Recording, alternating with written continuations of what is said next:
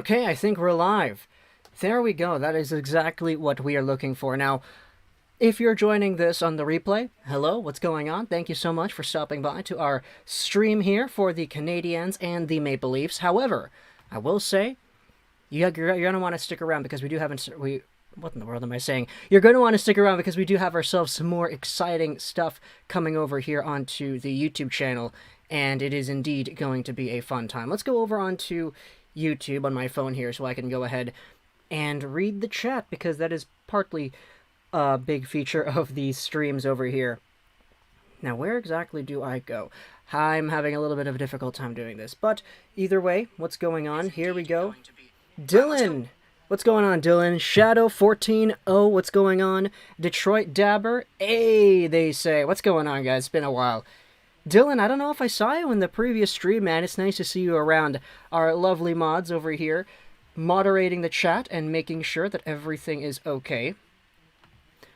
Michael, what's going on too? Princess Flora, hey, I'm back. Let's try this again. Yes, indeed, we will try this again.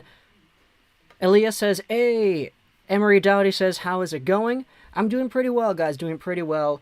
Having myself a blast waiting for this hockey game to start up. We've got a lot of hockey on today that I'm actually going to be interested in watching. Obviously, Montreal-Toronto today, and then we're going to have Calgary-Vancouver later as well. Very excited to get the Vancouver Canucks playing in Abbotsford because that is quite intriguing. Nathan, what's going on, man? How are you doing? Dylan, I was working. Yeah, it's all good, man. No worries. I was just kind of poking around. It's all good. Fake Weeb, what's going on? How are we doing? Love your username, by the way. Speaking about being a weeb, I've been getting a lot of orders lately, just from everything that I've been, ordering online. This is a Mami-chan over here. Here's a Koyomi Aradagi. We like talking about anime once in a while, and so obviously have to get the flex in there. What's more likely, McDavid 200 points or Matthews 75 goals? I'd say Matthews, because 75 goals is a lot. It's been done quite a lot. Like, obviously not in this era. Quite a lot. 200 points, however, only one person's ever done that before, and he did it 4 times. Mario Lemieux was close, 199, but still. Love your channel, man. First time watching your stream. Luchu, thank you so much for the kind words. I really appreciate that. Yeah, if it's your first time here, hello. If you've seen the videos before, we make videos every single day on this YouTube channel, then hey, it's going to be nice to get that interpersonal connection there. But if you're stopping by and it's your first time, like, regardless, then hey, stick around. We do have ourselves some good stuff coming over. Princess Flora, on Saturday I tried to watch the game on my channel, wasn't authorized. Yeah, it was a weird, like, a lot of people weren't able to get the game. For some reason, people in Vancouver specifically were, because we had, like, the Seattle feed copied and pasted onto our network. It was kind of weird. Is the game 6 or 7? It's going to be at 7, I believe, but not here in Vancouver. It's going to be 4 p.m. over here. Who do you got? I got Toronto. It's going to be weird to see, man. The lineups are really different for this game compared to the previous, so I'm not really too sure where we're going to go with that. We'll take a look at the lineups and everything as the stream goes on, as we get more people in here. Dylan 2.0, Vrana's shoulder, yeah, Detroit Dabber, really unfortunate to see. I was really looking forward to seeing what Vrana was going to do this season, so all that is unfortunate. Did you make a video on the Hamonic situation? Not yet. I'm still waiting for things to, like, finalize before we talk about that on the channel. Rent a girlfriend, I see. Yes, there's a lot of Kanojo Karashimasu. I read it every week. I hate it. Hate this show. But I have everything that you're gonna... That's the Chizuru Mizuhara. This is the Ichinose over here. And I also have Sumi as well. I do need Ruka-chan. She's the last one that I need. But, I mean, if you're not counting, like, the bunny versions, which I'm not, but all the regular ones, the regular human people in the show, I do have, except for Ruka, so I do need her. Today is a good day for you, since you got Habs and Canucks games? Yes, indeed. I'm good, waiting for the Canucks game. That's good to see. I'm waiting for the Canucks game, too. I guess this will be our pre-game entertainment. Good evening, Gio. What's going on, Shamir? Thanks for being here. McDavid 140 plus points, Matthews 64 goals. I think those are both honestly like quite realistic. But, you know, you never want to say it's realistic that somebody scores 140 points. It's just, you know, when you have players that talented, you get kind of a territory as to where they could go. I watched the game on oh my goodness. Elias, I'm not going to read that, man. I can't wait for Caden Gooley and Matthias Norlinder to join the Habs next year. I don't think they'll make the team. That is okay. Completely okay. Caden Gooley going back to the dub would not be a bad thing in the slightest. Norlinder, I do honestly, I'm kind of intrigued with Norlinder because he wasn't really supposed to be a flashy kind of top prospect, right? He was a second round overager, and after some time in the second tier league, he made his way over to the first tier league. Now he's potentially vying for a spot on the Canadiens. That's a cool story right there for sure. Dylan, what's going on, man? Thank you so much. First dono of the preseason. I appreciate you so much, my man. Thank you for the 7 right here. The crying Marchand gift gets it done once again. The gift that keeps on giving. Yeah, I know. I just like the Marchand crying. I do too. It brings me, I shouldn't say a sense of joy. I'm a Canucks fan that's kind of upset that the Canucks lost to the Bruins in 2011, so maybe it's just me being petty. Anytime I see the Bruins suffering, it's like, oh, that's funny. I don't know. Marchand's the villain of the league. Thank you so much for the super. I appreciate that, Dylan. Surprised you aren't streaming for the Canucks game. Yeah. It's tough, man, because I watch all the Canucks games with my family, and it's like, I really wouldn't want to, like, not spend time with them when we're watching the Canucks, because I watch, like, a lot of hockey all the time, and so I'm always here, you know, choosing to watch it either on stream or watching for the notes, trying to get, you know, just details on players that I'm interested in. And so when it's like, okay, this is the only kind of hockey that my family actually likes, like, I'm going to watch it with them. So that's kind of the principle, I guess, that I have over here. I'm happy I have practice today, Frosted. Yeah, that's good. Good to see everybody getting back into hockey. Lego, I watched an ad for your juicy banana. Thank you so much. I appreciate that. Lines. We'll get into lines, a little bit later, Manu, but thank you for the reminder. Leafs will win, Zachary says. We'll see. What sounds more logical, Ovi 60 or Caulfield 30? Ah, man, that's tough. I'd go Caulfield, honestly. Like, I know Ovi is Ovi, and, like, if there's anybody who could score 60, like, Ovi has been the guy in the past decade, but, like, Ovi's 36 years old now, man. I'm not sure. How old is Norlinder? Norlinder is 21, 22, I think. He's in his early 20s. Thoughts on the Cold War beta? You're like a year late, Machu Picchu, but I did buy Cold War. I played the heck out of it with my friends, and I hated it because Cold War is Cold War. If you mean Vanguard, though, I actually kind of liked it. We need Matt Sundin and Doug Gilmour back. You look like Nick Suzuki. Yeah, I guess so. Everybody says Suzuki. Everybody says Nick Robertson. Everybody says, Aho, too. I hope the Habs win the cup. Well, we'll see, Frosted. They have to get to the playoffs first. Hey, Lego, how are you doing, Francois? Thank you so much for the greetings. I'm doing all right. How are you? Habs are trash, Zachary says. Montreal will surprise a lot of people this year. I understand that our center depth isn't the greatest, but we have a lot of forwards who can score. That is true, Ashnish. We'd been saying this earlier, but take a look at it.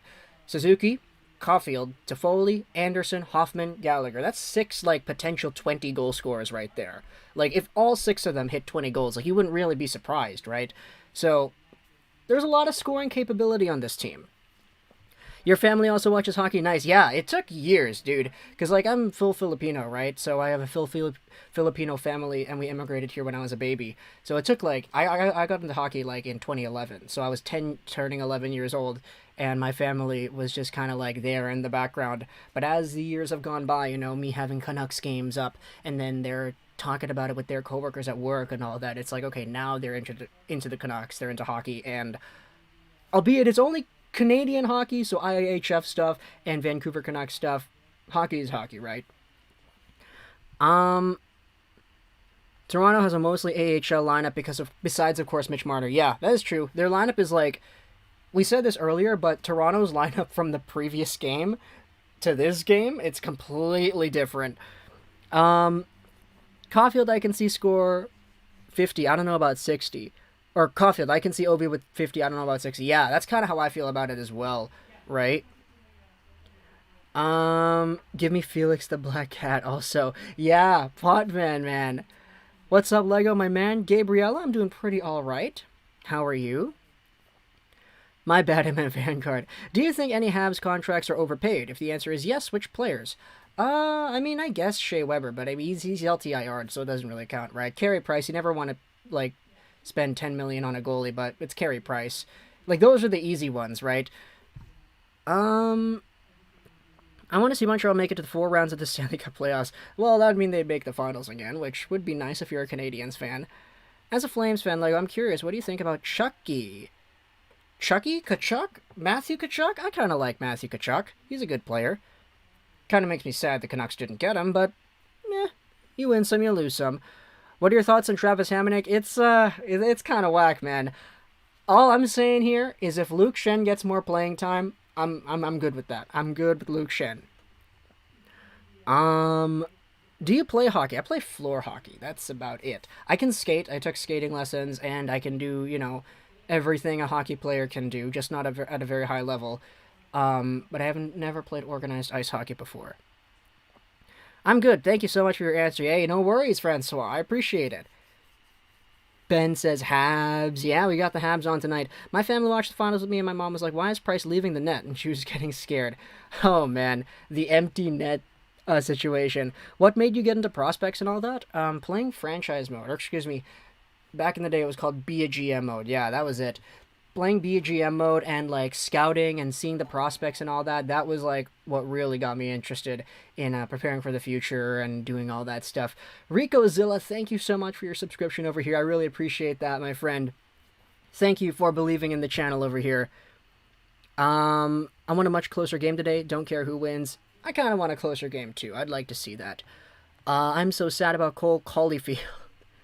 I fell in love with hockey for a while. I'm just getting back into it, starting to learn about some of the players and all that nowadays, and I'm really enjoying the game. It is faster and more scoring. Yeah, a lot more scoring today in the current game compared to, like, even in 2015-16. Like, that year that Jamie Benn won the Art Ross with 87 points, like, that was a down year for scoring. Was that No, that wasn't 17-8. That was, like, 20... Oh, my goodness. That was maybe, like, 2013, 14, 15, something like that. I completely forgot. Lego looking cute today?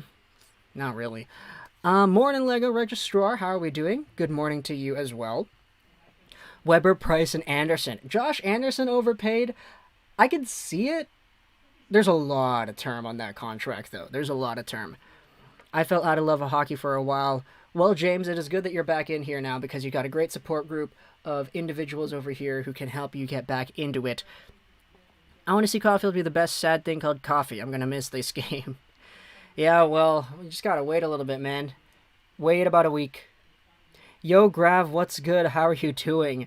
Sam, I don't know if you're on the right stream, man. I don't know if you're on the right stream. Grav is, not this guy right here. We look kind of different. Any thoughts on Tyler Bertuzzi's decision? What's there to say that hasn't already been said? The league put these protocols in place. You're violating the protocols and you're okay with it. Stevie Y said it best. He does have a choice, but at some point it's like, okay, it is not up to the fans of the Red Wings to agree nor disagree with his choice. I personally disagree with what he has decided for himself, but of course, he's got a choice in it as well. It is just kind of unfortunate that that the Red Wings are not going to have his services for a good chunk of the games that they're going to play. Who's your favorite Habs prospect? Sean Farrell. Well, it's kind of unfortunate because I liked Sean Farrell before everybody else started liking Sean Farrell. I know it's kind of bad to say that, but it is what it is. I want to see Carey Price win his first Stanley Cup this year. That'd be good. That'd be really good for him. Besides, the first two Leafs lines are possible the first two Leafs lines are possible bottom six forwards besides Mikheyev, and then the bottom lines are AHL players. Yeah, pretty much. Wait, is it morning? In some places of the world it is. In South Korea, I think it's, 7 right now? I'm just joking, Lego. Okay, Sam, I get it.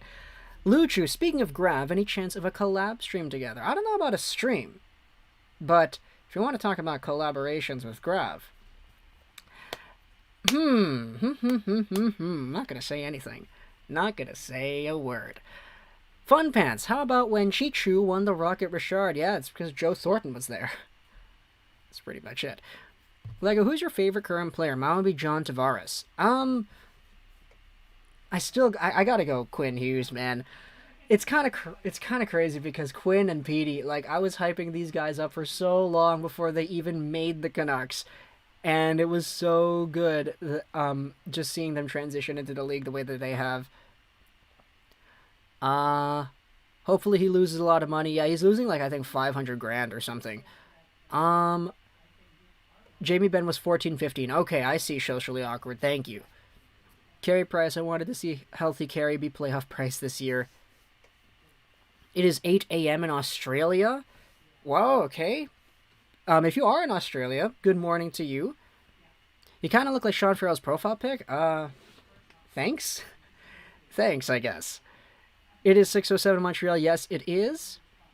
Hey, Lego, do you think my beloved Markstrom will bounce back this year? I hope he does, General Imlerith. I really do want Markstrom to be as good as we know he can be, because the guy was overplayed last season. The Flames really didn't give him an easy time. But I really do like Jacob Markstrom, man. Will never fall out of love with Jacob Markstrom. Great pick. My pick would be Gouli or Waugh. Interesting. Josh Waugh as your favorite current player. That's a pretty interesting one. Yo, what's happening? Collab with Grav soon? I didn't say anything. I didn't say anything. But yeah, no. Sam, we are indeed good friends. I shouted the guy out, I remember, back when he had like 70 subs or something like that. And I will always take credit for that. Knowing about the greatness and the potential of Grav's channel before a good chunk of the YouTube audience did. Hughes? Yeah, I like Hughes. Being a Detroit fan in the future, if Kosa pans out like it sounds like he could, he ends up being my favorite goalie. Oh yeah, for sure. Kosa, he has been so fantastic the past year and a bit. This will make the Montreal Canadiens team so happy, just like it was in 1993 to see them, who is the beautiful Stanley Cup, and I want to see Carey Price winners. Jesse, man, you need to use some punctuation in your sentences there. But yeah, I will say, in 1993, you guys did something to your city that I don't know if you would really want to do again, but yeah. From Latvia, is Merzlikins worth the money? Ooh, man, that's a difficult one. So, Merzlikins, if you didn't see, it was 5 million AAV. Likins, here we go. So, 5 million AAV, and I think it was like, oh, excuse me, yeah. Oh, 5 years, my bad, 5 years. $27 million in total. So, 5.4 million AAV. That's actually a little bit more. Ah, man, if he goes out there and bees what we know he could be, it could be worth it. But is that guaranteed, you know? It's not. And so you just got to take a look at the likelihoods, you know? Is he likely enough to reach a ceiling that 5.4 for 5 seasons is justifiable? I don't know. That's your prerogative. I'm not sure, actually. The Kings have an Aussie on their D-camp. Jordan Spence, right? Jordan Spence? He's from Australia? I think that's the correct one. Let's go ahead and take a look at that. Jordan Spence from Sydney, Australia. I believe he's also... Yeah, he's Japanese as well. Yeah. He's Canadian-Japanese, born in Australia. And he was drafted by the Kings. I do like Jordan Spence. He's a very good prospect. Lego, did you see the Canadian election? I did. I saw it, and it's kind of funny how it went down, but it is what it is. Nice hair, though, right? Kachuk rejected an $8 million contract. Do you think Norlander will make the final roster for the Habs? By the way, hi, Lego. Long time no see. Hockey Froggy, what's going on, man? I don't know.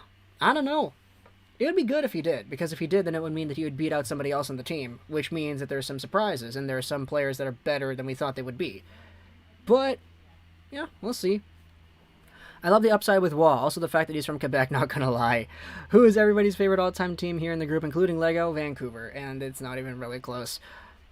Was anyone at the Habs intra-squad scrimmage yesterday? Insane cheering for Drouin. That was clear to see. Yeah, I did. I saw the, I wasn't there.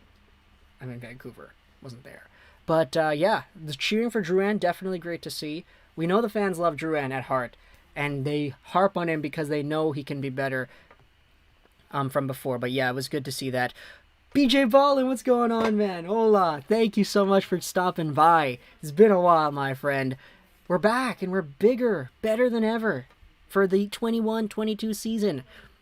What have your thoughts been on Klimovich so far? Oh, he's been great.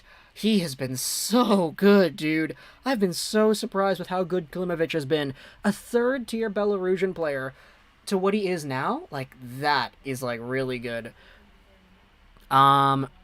You remember what happened to Montreal when Lecky scored the overtime against Vegas? Yeah, they were, like, flipping cop cars over. It was, oh, man. Is Toffoli playing tonight? It appears so, Hockey Froggy. He was listed on the lineup that was tweeted out. Shea Weber is a good leader of the squad. Yeah, he is. When are the PD and Hughes signings? I'm not sure. We'll see. Alex Bocage, when will he get a chance this year? Is he Colorado? I'm going to go ahead and... Bocage. Colorado Eagles. Yeah, so he is an Avalanche prospect. It's going to be tough to crack that forward core, of course, but I like him. I'm from Canada. I didn't even know an election happened. Jason Blake was Toronto's leading point scorer in 08-09. Yeah, the classic Blake years before Kessel kind of broke in and did his thing. Steve Yzerman is the greatest player in Detroit history without a question, and he makes one heck of a GM out here doing GMs, and I love what he's doing for Detroit. James, me too. Steve has been an absolute blessing to watch for the Red Wings. You can't even listen to a game online now. Yeah, it is kind of whack. You're not able to, like, do that. I guess it's because it's preseason. Like, you know, once the games actually go down in real life on the regular season, you'll see how exactly things go. But Popeye Sailor, man, it's been a while. How are we doing over here? Thank you so much for stopping by. Is Drouin playing tonight? That is a good question. I think he is. Yeah, Drouin is playing, I think. If Suzuki plays 82 games healthy, could you see him reaching 70? I could see him reaching 70. I could see him getting a little bit more than that, but I wouldn't be surprised if he didn't hit 70. That's a big ask out of a, third-year player. I want to see Caulfield be his best and I want to see Cole Caulfield be the best scorer in his perfect to the teams. He's so cool. It's going to be cool to see Jonathan Drouin playing with him. Yep, it is. Do you think Suzuki has a chance to make the Canadian Olympic team? No. I like Suzuki a lot, but Team Canada at the Olympics, that's really up there. Toffoli is playing, but like the fourth line, pretty much, yeah. Yes, we have mods in here. We have beautiful mods in here, yeah. Toxin, what's going on, man? Thank you so much for the subscription here. I appreciate that. I think Xavier Bourgault could make the team next year. He is so good. Yeah, Bourgault is he's pretty good. Definitely interested in seeing where his career goes. Bourgault. He is Edmonton, yeah. He's the guy that they ended up taking because they didn't want to take Jesper Wallstedt. Edmonton. Hey, just got here. What are the lines looking like? Wally, we're going to go ahead and take a look at that as the stream goes on over here. Believe it or not, one of my favorite parents, I believe it was defenseman. I'm going to reread that comment. Believe it or not, one of my favorite parents, I believe it was defensive, played for the Vancouver Canucks for a while, was your Jyrki Lume and Dave Babchuk. Interesting, James. Having a tough time understanding what that means, but one of my favorite parents, I believe it was defensive, played for your Vancouver Canucks. I appreciate the comment, man. I appreciate the comment. Do you think the deals will be done soon? Dude, I hope so. I hope so. Ay. Just give us 82 games of PD and Hughes and I'll be happy. That's it. 82 games in this season. I want to see that. Caulfield in the U.S. Thoughts on Sean Farrell? I like Farrell. He's very slippery. He's very skilled. Caulfield on Team USA. Okay, he's not making Team USA, most likely. Definitely don't know if Caulfield's making that team. When it comes to Team Canada, the Olympics, I can 100% bet that Crosby, McKinnon, McDavid are definite locks. Bergeron and Marchand are also locks because they were there in 2014. Yeah, there are a few players that are pretty much locks. Like, I'd say Braden Point's a lock. I'd say Marner is a lock. Like, people love to meme on Mitch over here, but it is kind of, he's a good hockey player at the end of the day. What's happening with Elias and Quinn? They just can't agree on the money, or the term, I guess, or the structure. There's a lot of stuff going on there. Who do you think the next captain of the Habs could be? I hope it's Galley. He is probably one of my favorite players, and the man looks like a World War I soldier. That's a nice description right there, Registrar. He's probably next in line, though. If not Weber, it would be Gallagher. All right, let's go ahead and pull up the players that we're going to see on tonight's action. Here is the screen that we want to look at, and we will go ahead and change everything here. All right. Then we get the window popping up. Okay, so for the Montreal Canadiens, this appears to be the roster that we're going to see for tonight's action. How is that looking? Okay, that's really zoomed in. We're gonna keep things a little bit more stabilized here. So you can't see it on the top of the screen, but Jake Allen is up there at the top. So we'll likely see Allen in here splitting the game with whoever else is the goaltender for tonight's action. But you see Josh Anderson, Yoel Armia, Gabriel Bourque, Ben Chiarot, Jean-Sebastien D. So he's going to be sticking around here. He's one of the guys repeating from the previous game. Drouin is in here. Dvorak is here. Evans, Fortin, Gallagher, Gouli, Harvey Pinard, Danique Martel, Jan Michak, Matthias Norlinder, Jeff Petrie, Michael Pezzetta, Kevin Poulin, David Savard, Corey Schoenemann, Tyler Toffoli. He's another repeat from the previous game. Then you have Chris Weidman and Jesse Ylonen. So this appears to be our roster of what's going to happen. And they didn't put any lines. We should have the lines because we made ourselves what was... we made note of the previous article that they posted with the lines of the previous practice unit. So I'm going to see if I can find that actually. Here. Okay, here. So I think I did find it. This should be the pairings that we have for this version of the game. So, Jonathan Drouin, Christian Dvorak, Josh Anderson, Raphael Harvey Pinard, Jake Evans, Yoel Armia, Josh Waugh, who isn't there anymore, so they might just put Toffoli in this spot, Jean-Sebastien D, Danique Martel, then Pezzetta, Michak, Ylonen. You still have Bourque in there, and you actually sent away Simoneau, so he's not there anymore either.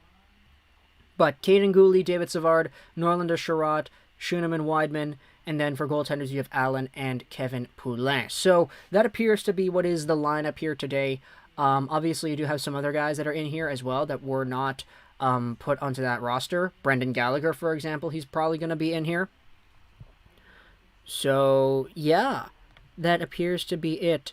McGillney was a hockey guy back in the 90s and early 2000s. Yeah, he was. I do. I know about my Alex McGillneys for sure. I can't wait to see Podkolzin pop a hattie tonight. Me too. I'd love to see Podkolzin go out there score a hat trick. What do you think of my first line for Team Canada? Barzal, McJesus, McKinnon. Fastest players all in the league together. Oh boy, that'd be great. That would be really fun to see. Habs really impressed me last season. Me too, Popeye Sailor. His name is McMeesus. The problem was they never paired him with anybody really good. Never had any extra stars around him. Otherwise, I think the Canucks in the 90s and early 2000s should have won a Stanley Cup. They could have. They had some opportunities. 94 was like, they weren't even supposed to be like a top team in 94, so it was kind of funny how that worked out. Yo, Lego, I like how in your streams you respond to every comment. Love the streams. You should do them often. Well, the thing is, if you're streaming for 3-4 hours at a time, it gets difficult to do them like every day or every other day, except for when it's the playoffs, because that's kind of when it's like, okay, we need to do these. All right. Sup, Gio? Must be feel good to be back. Yeah, it feels great, man. Feels really great. How are you doing, though, Philip? It's been a while. I want to see Suzuki, Caulfield, Drouin. Me too. I want to see Suzuki, Caulfield, Drouin. Of course, you know, when Caulfield is back. Linden, Bure, Lidster, Courtnall, Adams. Lots of great names over there. I'm guessing most players got sent to the ECHL. No, actually. I think For Simoneau and Waugh, they got sent back to their QMJHL teams, and then there were a few other guys that got sent away as well. Aside from that, though, we are going to also see this lineup, not even lineup, but just like the names on the Maple Leafs side. So we talked about the Leafs. Let's go ahead and use this same thing. This is what I mean about like how the roster from this game is completely different for Toronto from the last game that we had. So you can see Joey Anderson, Adam Brooks, Semyon Dorogachintsev. So SDA is like the only repeat. Then Curtis Douglas, Nikita Gusev, Kampf, Kasha, Marner, Mikheyev, Ritchie, Semyonov, Cini, and Simmons. So out of all the forwards, only 2 guys here are actually repeats from the previous game. It's SDA, Semyon Dorogachintsev, and Ilya Mikheyev. On defense, Dahlstrom, Dermott, Hall, Kivihalmi, Menel, Riley, Rubens, Villeneuve, all new names that we didn't see in the previous preseason game. And then for goalies, we have Campbell and Mrazek. So it's no longer Hutchinson and Scott. And everybody else is different. So the Leafs are icing like the second half of their organization pretty much. Montreal has a few repeats. But this appears to be the roster. I'm really interested in seeing Gusev. He's the guy that I'm like the most eyed in on because I do think that Gusev has an incredibly high ceiling that has not been fulfilled in the NHL just yet, aside from his, of course, first year with New Jersey, which was pretty good. Lego have 2 predetermined stream days, like stream a game Monday and Thursday. That'd be actually pretty interesting. It's just, I like to focus my streams, of course, on like specific teams, and it's not guaranteed that they will be streaming on the same days, or excuse me, playing on the same days. However, you know, it is kind of an interesting opportunity to expand if I were to do that because, I can stream like the Boston game or whatever, or the LA game. It would give opportunities to explore other teams and whatnot, which, I mean, it's great. I like the idea of talking about other teams. It's just, it does feel kind of reluctant on that part. I'm not really too sure. I've kind of been building everything based off of the NHL schedule so far. But, you know, we've got a long season, 82 games, right? We've got a lot of time to discuss this and see how we're going to do that. Second place, nothing to sneeze at. Oh, yeah, for sure. Canadiens made the finals. That in itself is a win. I want to see more of the Caulfield, Suzuki, Anderson. We saw some of that in the playoffs, and they were nuts. Have a predetermined schedule. Yeah, maybe. The only reason I said that, guys, is because I was a big Canucks fan in the 90s along with the Leafs, Montreal, and Detroit. Well, you liked some good teams back then, eh? I don't think Caulfield's situation is serious. Hopefully not. Do you think Phil DiGiuseppe will be on the Canucks opening lineup? We hope he is. Because if, as I said, you know, with the previous one, if a guy makes the team that we didn't expect him to, it means that he beat somebody out that we thought was going to. Therefore, they're better than we thought, and they're breaking expectations, you know? I can still remember Ross and Jeff Cornell and Jim Benning from their old Maple Leaf days. Marner is the only threat. Sadly, if it's not the Paris season, he'll score like 2 goals. Okay, look, Marner... Mikheyev looked really good in the previous game. I will say that. So if they play Marner with Mikheyev, I think that could be pretty dangerous. They're also going to want to try to get themselves the last winger to play with Marner too. Whether that's Gusev or Ritchie. You still have some other names that could impress, I think. Schedule is already set. Doesn't need to be the same 2 days, but 2 a week. It's just hard to know when you stream, and that usually makes me miss them. I see. Okay, yeah, I don't know. We would need to be flexible with that. It's just, it's difficult to like, because what was I thinking about? Like, I don't ever want to go out there and say, okay, so we're going to plan things out so that in like March, we're going to do these streams on these days, because life's crazy, you know? Life's always throwing random stuff down. Maybe we could predetermine these streams like the week before. I think that'd be good. Dylan, thank you so much, man, for the super right there. This one is for Fizzy. Fizzy, man. I see him in the chat. Just got back from school. How are we doing, Fizzy? Nice to see you, buddy. But yeah, I think maybe we should start predetermining streams like the week before.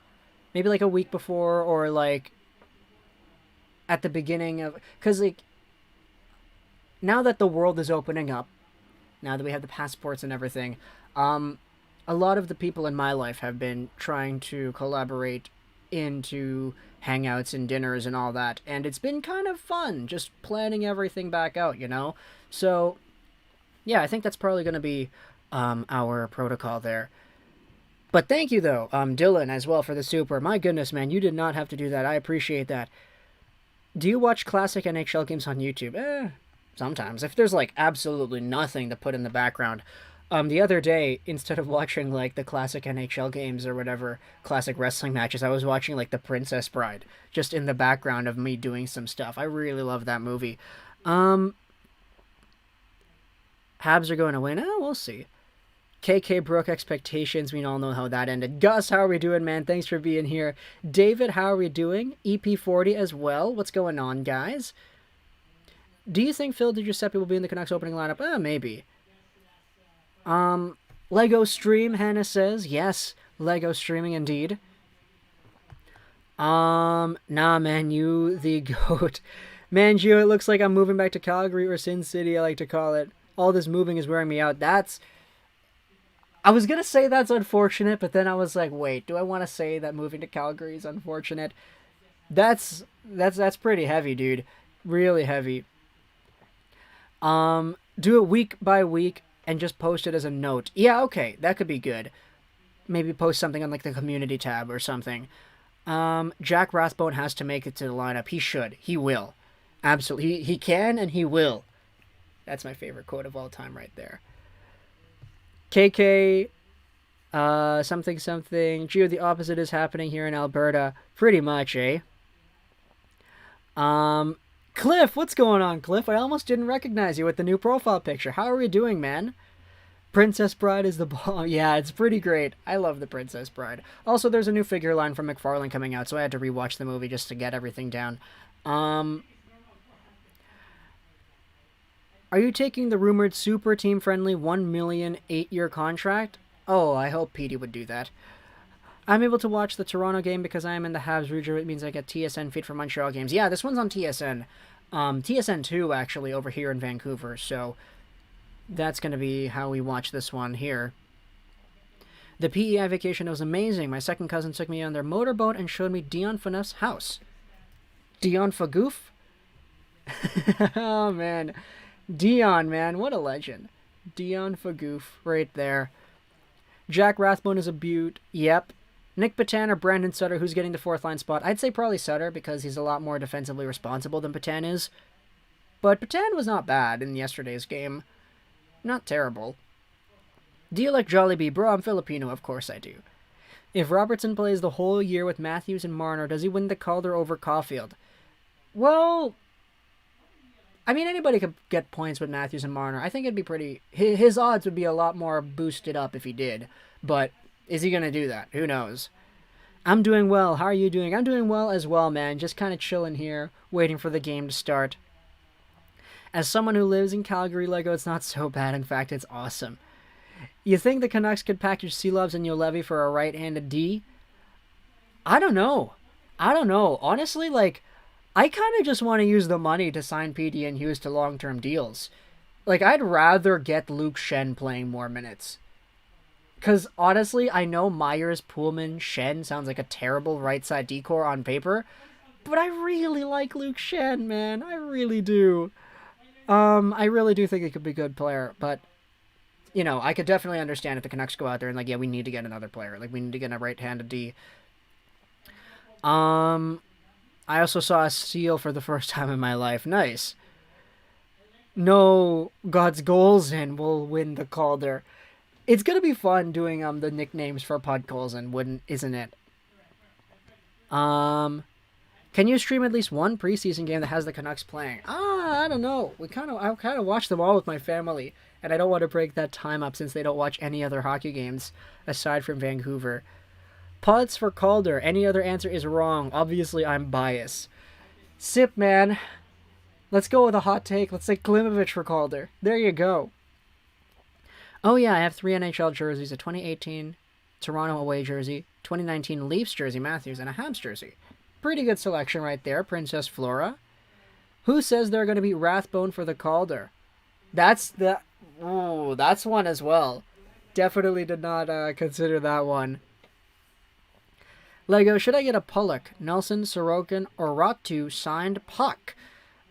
Oh, man. It depends on who you like the most, honestly. Like, if it was me choosing amongst those three, I'd go Ratu. I really like Atu Ratu.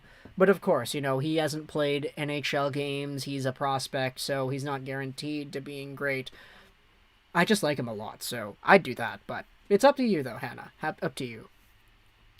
Who is surprising you in the Habs camp right now? For me, probably Josh Waugh. Yeah, honestly, Waugh has been, like, sneakily good. Like, it's always been somewhat of a concern, his projectability into the next level based off of the way he played in the QMJHL, but it's been translating really well so far in Habs training camp.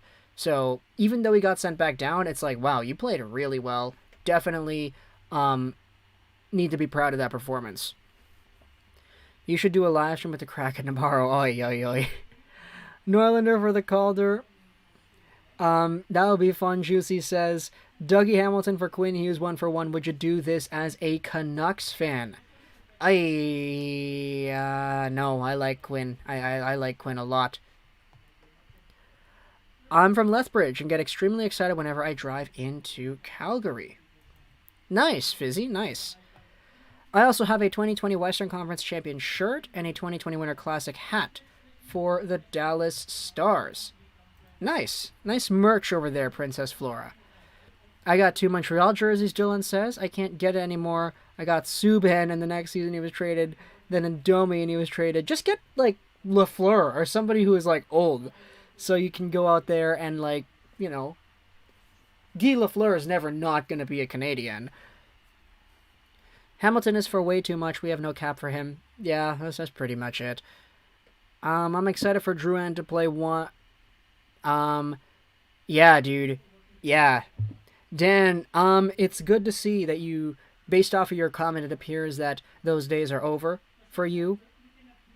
Very happy to see these progressions made. But yeah, Drouin, the mental health stuff, definitely really impactful. And it's good that he took a step back, you know? It's really good that he was able to distance himself from the game that was somewhat, you know, acting as a catalyst for these emotions. Really good that he was able to go out there and fix himself up outside of hockey. Artur Silovs for the Calder. Ay. Maybe in like 2025. Who knows? No word on Hughes and PDA. Yeah, no word. It's been a while. We had that update from Chris Johnston earlier in the week, but that was about it. If it's 8.25 by 5, honestly, I wouldn't complain that much. Not that much, especially since Kaprizov was seen as the comparable, and Kaprizov got 9 by 5. My experience in Calgary is literally whenever I go out into the city, I run into someone who hates me. That probably just means you got a lot of people in the city who are aware of you, man. That's pretty whack. Drouin is a good player. He's good. He's going to be in the lineup tonight. He will be in the lineup tonight, yeah. Höglander wearing 21 for the GOAT, Louis Eriksson. Yeah, he is. He's kind of... My question is now, okay, here. Let's go back to the main camera. So we talked about Niels Höglander going out there and wearing 21. Well, my question is this. What happens to my... my Louis Eriksson Vancouver Canucks Lunar New Year jersey? What happens? Like, do I have to go out there and get this thing replaced and have it say Höglander on the back? Like, what do I do? Like, what is the protocol here? This thing is a beauty. Or do I use this as, like, this is a memento of the time that we had with the Louis Eriksson, the mystical Louis Eriksson from the 16 off-season, something like that?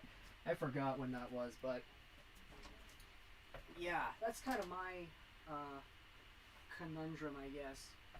Just wondering, what in the world am I gonna do with that Louis Eriksson? Ay. It's a lot to do. Okay. Calgary is quite a beautiful city, except the traffic is horrible. I like jerseys with no number better. Yeah, that's okay. Jerseys with no numbers are good. Like, these two over here, This one doesn't have a number, and this one is also blank as well. I'll get a Peterson jersey, maybe. Who is Peterson? Cal Peterson? Yeah, Cal Peterson is pretty good. I do think that Cal Peterson is worth that. Especially if you don't think that Quick is going to be the guy anymore. I think I'm going to get it signed by Friday. Tu qui parle France... Frenchy? Marner said he was working on his shot. Oy, oy, oy. That'd be good if Marner can actually start scoring. Je parle un petit peu français. Oui, moi aussi. No, what does the red color represent? Yeah, it's the Lunar New Year. Keep it, it's worth $1 million. Keep the jersey as it is. It's a nice looking jersey. It is. Bro, why do you have a Louis Eriksson jersey? Keep it, it'll be worth a lot of money someday. Oh, I mean, it was a cool little acquisition there. No real reason to not get it, right? I can't believe they traded him. I thought this was going to be his breakout year. Maybe it will be. Maybe it will be his breakout year on the Coyotes. Maybe. Except when Lafleur was playing with the Rangers or the Nordiques. Yeah, I guess so. Keep the jersey as a meme. Yeah. It's a good one. It's a very good meme. I've been trying to look for an old NHL team, one that doesn't exist or was relocated in the past, hat or jersey, so I could collect one. I'm thinking Nordiques. Do you want to go like really, really old? Because like I don't know if they make like Vancouver Millionaires merch or whatever, but you could try to find something like that. I think I remember that they had a subway there with their doors you see in sheriff movies. I'm not sure what you're referring to, Fizzy. Still talking about Calgary? Lego Rocks, you rock. Q1 North, thank you so much for the kind words. I appreciate it. I saw Lafleur play with the Rangers. Most goals scored in the shortest time against the Seals. Oh boy, that goes back, eh? I wasn't even born when that happened. Eriksson going to score a double hattie on the Canucks. That'd be like tripling his production with the Vancouver Canucks in like the span of a game. Je ne parle pas beaucoup de français maintenant. J'ai seulement commencé pour parler avec mes grands-parents qui vivent dans Quebec. Nice. I wouldn't say same because I don't have grandparents who live in Quebec, but yeah. Eriksson, yeah, my goodness. Yeah, Louis Eriksson was not the most beloved player over here. What was the red Canuck jersey about? It's just a Lunar New Year special edition jersey. When are you going to buy a Kraken jersey? I don't know. If I buy a Kraken jersey, I'd want it to be like McCann. You know, Jared McCann, because it's a meme at this point for Vancouver people. Jared McCann and all that. How is Phil Kessel traded the Canadiens? That's not going to happen, Jesse. I don't know where you heard that. I can't lie, it would be pretty hilarious, although a bit upsetting if Louis scores a hattie against us. That would make for the biggest, like, fluke of a story in Vancouver hockey media that we have seen in a long time. That would be so funny. I had my Thomas Vanek, that's a good one. I had my Vanek jersey redone as a Molson jersey. Oops. However, now I could change it to a Darlene jersey. Yeah. Honestly, just knowing Thomas Vanek, I kind of like Vanek a lot. So I would have just kept Vanek. But of course, Darlene is good too. Isn't it crazy though, the turnover of that Buffalo team? Like Vanek and Derek Roy and Ott. Yeah, it's kind of all over the place. Lego, has the Canucks lineup been announced? I hope OEL, Garland, and Pods play today. Yeah, it has been announced. I think there are a few repeats. Like, Rathbone, Yolevia repeats, Highmore, and Lockwood are also repeats too. Here's how things go for my team's players. Kessel, traded to Pittsburgh, wins the cup. Bozak leaves the team, wins the cup with St. Louis. Yeah, it's kind of funny how all the former Leafs are going out there winning things. Canucks need to get some revenge on the Kraken. I can understand everything in French unless it's some hick town with completely different French. Good for you then, Dylan. I can only understand what I was taught in high school, which is very proper, formal, grammatically correct French. Leafs legend Jared McCann. Okay. Bon français, mon ami. I want to see Caulfield win the Calder Trophy. He might. It's the argument we have all the time. He's got a definite chance at winning it. It's just dependent on who he plays with, who else is in the Calder race, and how many goals Caulfield scores. The only way Louis will ever score a hat-trick against us is if we pull the goalie 3 times in one game. That's funny. That's funny. It's kind of weird. Like, when you were saying that, when I was reading that sentence, my mind was kind of like filling in the blanks as to how it was going to end. I kind of got it correctly. It's weird being a French guy on social media because in real life I always talk French, but on the internet people are always talking in English. Yeah, it is. Yeah, cause like something population percentage language and all that, something like that.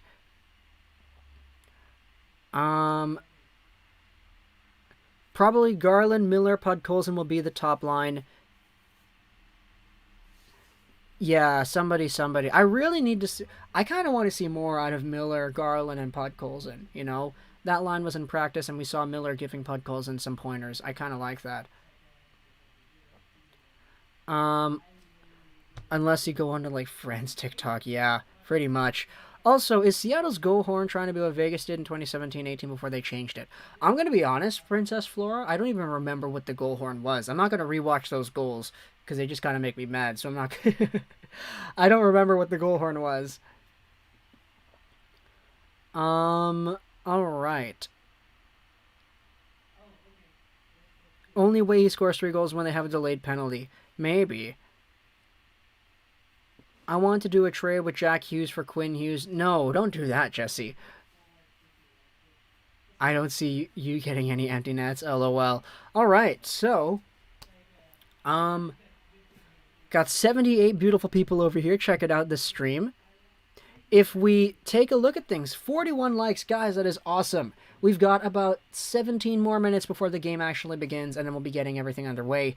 I'm going to be honest here. So let's go back to the camera. So for the previous game, what I did was I went out there and I actually printed the roster. So this is the old Leafs. Where are we? Yeah, here. Come on, focus. There we go. So this is the old Leafs roster for the previous game. And then we had the Canadiens lineup as well. I printed this because I was like, yeah, I'm going to need to know the numbers for the players while we're streaming and like talking about it and all that. But then I was like, wait, all of these numbers of the players while we're watching the game, they're so foreign to me that I don't have any time to memorize these. And is it even worth memorizing them because half the guys aren't even going to make the regular team anyway? So I didn't print it out for this one. We're just going to have the regular... for the Canadian side, because there are so many more actual Canadians that are going to be on the team, they're going to have their proper numbers, and I think it's going to be a lot easier to keep up with it that way, but we'll see how exactly this goes down. But, yeah. That announcing was trash yesterday. Honestly, it was biased. I don't know if it was necessarily bad. Like, if I was a guy from Seattle, I don't know anything about hockey, I'm tuning in for the very first time, and I'm watching this broadcast, I think they did a pretty good job at, like, explaining the basic rules, what a delayed offside is, like, how penalties and shootouts and all that work. I thought it was pretty okay, but... it was biased towards the Kraken, which of course it is. It's going to be. It's the Kraken broadcast. They're trying to hype up their fan base for the team. But, yeah. 2017-2018 preseason goal horn for Vegas was a recording of the Sharks horn before they changed it to the recording of the Avalanche goal horn they used after destroying Colorado 7-0. I didn't know they did that. Oh my goodness. Hindsight is 2020. Keeping... the Vanek jersey would have been smarter, but changing it to Darlene now might be good. But now I have a Buffalo 50th anniversary gold jersey with Eichel's name on it. Tim, you have the worst luck with the jerseys. Dude. My goodness. It's going to be good to see Brendan Gallagher in the lineup tonight. It will be. Yeah, I want to see Gally doing his thing. Tawasin, man. Tawasin. All the way over there in Tawasin. Tim, don't do Darlene, BJ Paulin says... yeah, I could totally understand why you'd be hesitant, considering your jersey luck. Hi, Lego. I know you love my Ericsson No, I don't love your Ericsson fantasies. I don't. TSM is currently talking to the GM of the Raptors. Nice. John Forrest and calling Kraken games. If you really like this stream, hit the like button. If you dislike it, then hit the dislike button twice. That's a very good way to put it, Popeye Sailor. Minnesota and Boston are the worst when it comes to bias commentary. I'd say Colorado is sneakily up there. Colorado and the Tampa Bay radio broadcast. Those are so biased. I love it. Like, the Tampa Bay guy is so great because whenever Tampa Bay gets scored against, it's scores. Comes down the wing, he scores. But then it's whenever Hedman gets it over to point, he's like screaming to the point that like his veins are popping out on his cheeks. It's so great. I grew up in Tawasin. Yes, Cliff indeed grew up in Tawasin. We got a lot of Tawasin talking about over here. I've been to Tawasin Mills a lot lately. It's kind of yeah. It is what it is. It's okay. Step Louis. Okay, we're not gonna go ahead and do that again. No. I personally think it was a good trade. Gaudette hasn't been too far last season. If you saw last season, Highmore really started to heat up. Oh boy. What are we talking about? The Gaudette Highmore trade? Boston is the most biased commentary. I noticed Brock Besser got an A. Yeah, he did. Brock got an A. Playing on the AHL version of the team with only 3 NHL players. The worst is Jack... the Tampa Bay guy hurts my ears so much. Oh, man, you gotta turn the Tampa Bay guy up, because that's, like, when it's at his peak. I'm gonna eat some food. I'll be back in a little bit. That's all good, Dylan. All good for sure. Take your time, man. Hockey's not gonna go anywhere. Actually, I shouldn't have said that. Last time, you might have been able to say, like, yeah, we just had, like, a year, whatever, like, break from hockey. So, or not even a year. No, not a year. Like, 8 months or whatever it was. Adam Codet. You know what I realized? Every time teams are up on Boston, they will start getting dirty. Yeah, it's the Boston way, dude. It's the Boston way. Anyone have some link to the Tampa guy? I have to hear this. Oh, boy. What's his name? Tampa Bay Lightning commentator. I think his name is Dave Mishkin. Yeah. So, Lightning. I'm just, like, trying to figure this one out here. So, the Tampa Bay guy. Yeah. So, just search Dave Mishkin. Mishkin. Mishkin. And then, like, Lightning or whatever. The games where it's, like, really close are the best ones because it's like, wow, he's getting really animated for the Lightning goals and really not animated for the goals of the other team. Oh, look for the ones of him with, like, the video of footage of him actually saying it as well. Those are the best. So, I'm on here onto YouTube, and I'll show off what I'm seeing. Alright, let's go over here and do that. Okay, so just the sizing of everything. So, this is all, like, his stuff. The videos of him, like, screaming out, those are really funny. And, oh, I'm on the wrong tab. The videos of him, like, screaming out, those are really funny right here. Yeah, he's a treat to watch. Sure, he is biased. He's definitely biased, but it's very entertaining, so I'm not going to complain. There's this really weird glitch in NHL 21 where Lou Erickson is 76 overall instead of 99. That's kind of funny. I'm a huge Red Wing Canucks fan. Thanks for all your videos and streams. They are awesome. Hey, thank you, X2 Live crew. I appreciate the kind words. The TV broadcast has former SN commentator Dave Randorf. So yeah, he's now the main Tampa Bay guy. You should listen to the Charlotte Hornets commentators at full volume. Ay. Canucks in their last 3 meetings against Boston had 2 games where they scored plus goals. I I really hate the Capitals announcer with his fake gravel voice. Oh, he's the guy who kind of talks like, I know exactly what you mean. You say fake gravel voice. I'm pretty sure the Capitals guy, I don't know his name, but he's like, here's Ovechkin. Over to the side. Backstrom. Back to Ovechkin. He scores! Like, he really, like, pushes it, you know? To trying to be that cool, like, whatever. If that's what you mean by gravel voice, then please correct me if it's not. But, yeah. That's the Washington guy, actually, isn't it?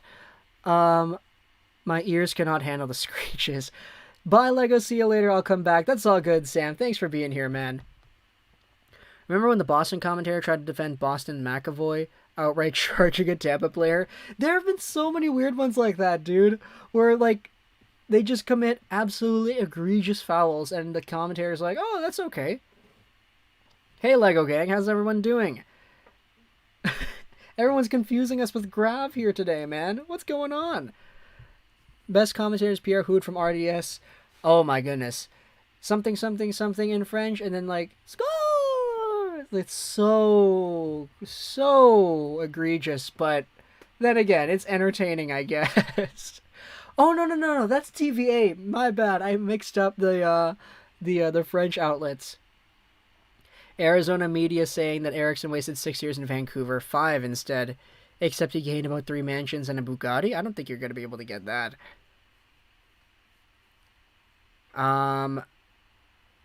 Thoughts on Brendan Burke? I like him, but sometimes he gets annoying. Dude, so Brendan Burke, before he was the main Islanders guy, he was the Comets guy. So in like 2013-14, I believe, when the Utica Comets went to the Calder Cup Finals, Burke was the guy commentating on that playoff run. And so, because Canucks fans were like, okay, well, we need to watch our Comets team. The Canucks suck. So let's watch the Comets and make them, and see them go to the finals. Burke was the guy every step of the way, and we all kind of fell in love with Burke. So, seeing him do what he is now, where I think he's on TNT now, definitely fantastic to see. I was a big fan of Burke. John and John are the best. John and John are very good, yeah. Maybe I'm biased, but... why is Sportsnet not showing preseason games? Because it's the preseason, that's why. Also, this game is being broadcasted by TSN and not Sportsnet, so... yeah. Listening to Bostonites is so funny, though. Easy on the ears or something. I wouldn't be shocked if Gergensons get the Sabres captaincy. Really? Zemgus, eh? That's an interesting choice. Flame should have kept Skinner in all of last game. He would have gotten a shutout. Yo, if anyone remembers that one guy in the Stanley Cup Finals last year, he said, if I feed my cat, Habs lose. And if he did, the Habs lost. Yeah, I remember that guy. I forgot what his name was, but we did have a player, or excuse me, a viewer in our streams who was like, yeah, every time I feed my cat, the Habs lose. And then it was like, okay, well, you're kind of starving the cat now. Cat's out of the bag, isn't it? Yikes. Mr. Mint X, how are we doing? Thanks so much for being here. 94 beautiful people over here checking out the stream ahead of the Montreal-Toronto preseason game.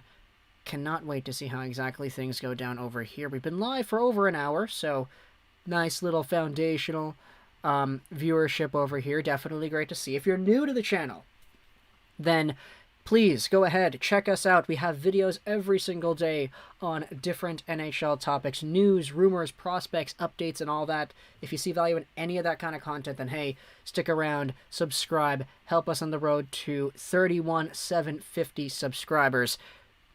And hit the like button on this stream if you have not already, guys. Let's see if we can get to... what are we at right now? Let's reload this stream. Have ourselves 50 likes! Let's see if we can get to 50... can we get to 56 likes before the start of the game? We have about 5 minutes. Can we average over a like a minute for the next little bit over here? The Sabres season is really just all about Rick's last season this year and nothing else. Yeah, pretty much. Pretty much. Big respects over, for sure. Jeff Skinner for Sabres captain? Okay, no. What network is the game on tonight? Gundam Guy? I'm actually watching this on TSN 2.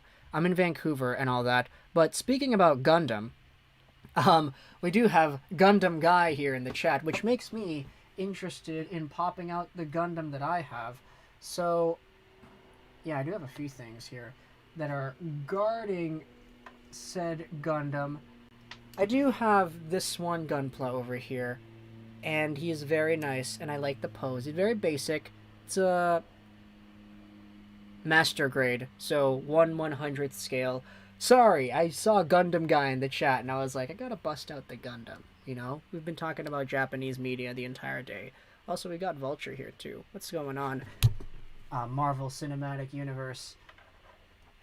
Lots of collectibles over here still, so very happy to continually have opportunities to showcase these off. Totally not saying that because I can use these as tax write-offs because I use them for my videos, but definitely that's not the case. Cole's out tonight. Yeah, Cole is out tonight. Go Montreal. Hashtag Bosch tag. Your comments are pretty sus, my friend. Pretty sus. I'm a Leafs fan with a Habs shirt on. Nice. Come on, guys, like the live. What the heck was that? Someone needs to tell Dave to calm down. Did certainly not expect that. The live reaction from Sif to Dave Mishkin's legendary commentary. Score! Yeah, he's crazy, dude. He's crazy. Is the Canucks on TV? Who cares about the Leafs? Canucks are on Canucks.com at 7 p.m. Leafs and Habs is starting up in 2 minutes. Strike Gundam, yes, indeed. Do you have any magical girl anime merch? I'm interested to see. Let me think. I have the Mahou Shoujo site manga paperback. I bought it in New York. It's in my closet. It would take a lot to get that out. But no, actually, no like full-on magical girl merch. I do have a lot of other stuff though for anime specifically. A lot of Monogatari, a lot of Kanojo Karashimasu. I got Rem in the mail the other day, so that's good, from ReZero. Nice collection. The jerseys are better. That's fair. That's fair. Is that a Transformer? No, it's a Gundam. If Sapporo gets the 2030 Olympics, we are Gundam versus Godzilla fight in the opening ceremony. Yeah, that'd be great. I thought he was a friend of Cornhoyo. I'm moving to Osaka in October. That is awesome, Ivan. What is that for? Are you like, is this for work? That's actually really great. Hashtag Bosch tag. Gonna have to time you out, man. Pretty sus comments right here. Can you show where it is, EP40 says. What are you referring to, Mr. EP? Mr. Not signing yet. To be honest, Barnes & Noble's manga is worth it when you got a teacher discount. Whoa, you got a teacher discount. Barnes & Noble is actually pretty crazy because like they have a lot of stuff that I'm really interested in. Speaking of girls, anyone know how I can gain the confidence to ask my crush out? I've never had the courage to ask a girl out, and the closest I've been was having my sister tell my friend I like her. You just gotta man up, dude. There's nothing else that you can do aside from like putting yourself in that mindset where it's like, yeah, okay, I'm gonna do this. And I'm not going to be deterred. And sure, it's going to be really torturous in my heart whenever I'm going to go to do this, but... No way! Is the scheduled program not available in your region?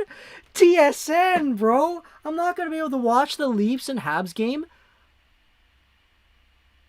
No way! No way! This is seriously blacked... Okay, I'm gonna try to go ahead and find the game... Because I didn't... Okay, TSN 5. Moments away in Leafs and Habs regions. No, so I'm not going to be able to watch it. Dude, that's so bad. That's so bad. That is so bad. Oh my gosh. Oh my gosh. Okay, we can do the Oilers game. What games do I have on, like, right now? Do I have any games that are on, like, already? No, just Leafs and Habs. Nothing else is available on my TV. Scheduled program not available in your region. For more information, including program schedules and channel listings, visit tsn.ca/5. Oh my goodness. Watch on TVA, but it's in French? Do I have TVA? That's the thing. But yeah, no, Fizzy, you just gotta go ahead and do it. Like, I guess it works where it's like, okay, you gotta plan out what you want to say and, like, you know, all that stuff. But at the end of the day, like, just knowing what you're gonna say and putting yourself in that position to do that, that's kind of the important thing. Okay, NHL Center Ice has it. Channel 350, I've got it. No, wait, it's not. To subscribe to this channel, please call Shaw. No, I don't have it. Never mind. Okay, now I'm in the weird part of the Shaw channels over here. I don't know if I have the channel. I don't know. We might not actually be able to stream the game then. That is really unfortunate.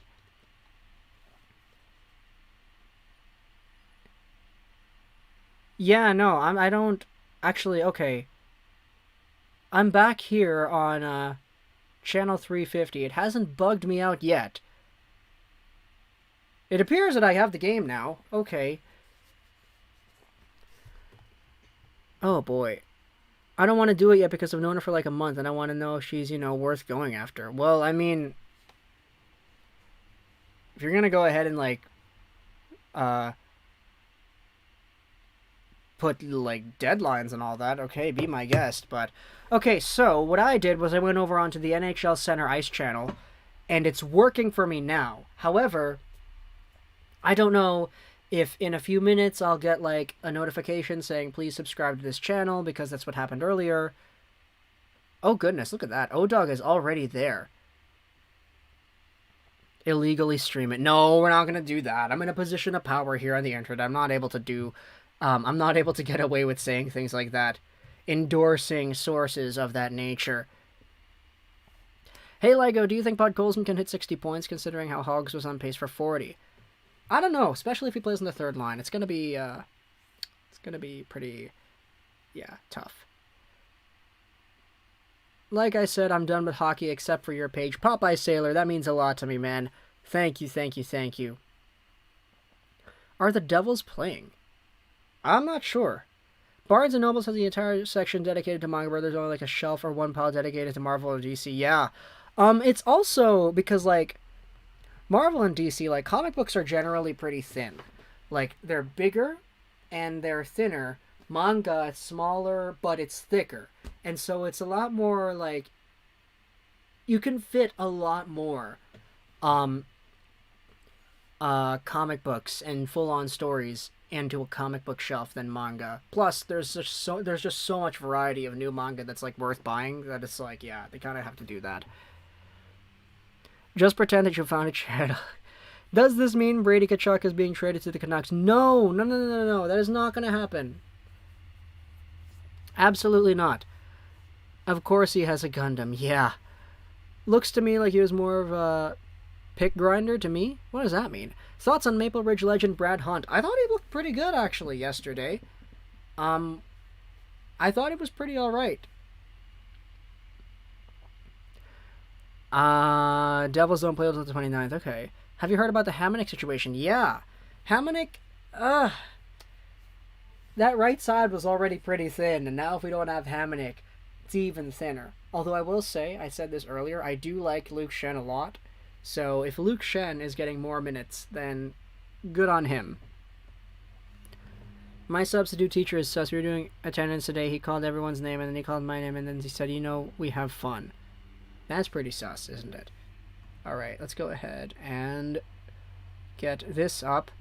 It appears to be working, so we're gonna go ahead with this broadcast over here. Let's get the game center going on. Barnes & Noble I go to has floors and 12 bookshelves of manga. Yeah. Legendary, for sure. It is great to see, isn't it? Okay, Carey Price. Why does it say Carey Price NHL.com? That's not correct. Carey Price isn't playing. It's Allen today, buddy. Brady Tkachuk for Pedersen? Absolutely not. Would not do that. Nuh-uh. Hot take, Matthew will want out of Calgary's mediocrity and will try to get traded to New Jersey since the Tkachuk and the Hughes families are friends. That is a pretty hot take there, Gabe. Not really too sure if that's going to work down. Alright. What's a Pro D day? Professional Development Day. It's when you don't go to school, but the teachers do. The teachers just go to school to fix everything up, and the kids do not go to school. That's a Pro D day. Fizzy, I would have went to Toronto because the tickets are only $15. Zach Aston Reese has tested positive, and he is out indefinitely. Darn. Big recoveries over to Zach Aston Reese over there then.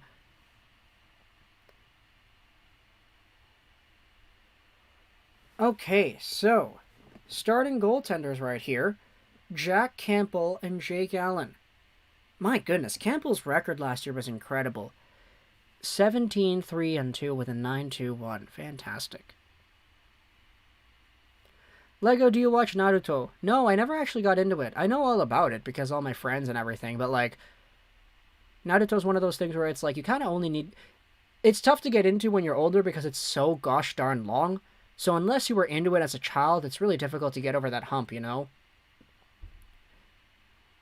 Hot take, Carey Price and Jack Campbell will be Vezina finalists. Okay, so Christian Dvorak suiting up over here. We'll see how exactly this goes down. I'm not having any problems watching the game. Yeah, no, the game is like, it's on. It's on Sportsnet. Okay, no, it's not on Sportsnet. It is on TSN. All right, so the game is actually underway now. I'm watching the game. Here on NHL something something on the Shaw Network. Toronto comes away with it, and oh my goodness, a breakaway right away for Anderson? No, it was offside. Yeah, no, we're not getting the dashboard. Come on, NHL.com. I'm just reloading this, trying to get the thing up. Okay. Yeah, there, they've got it.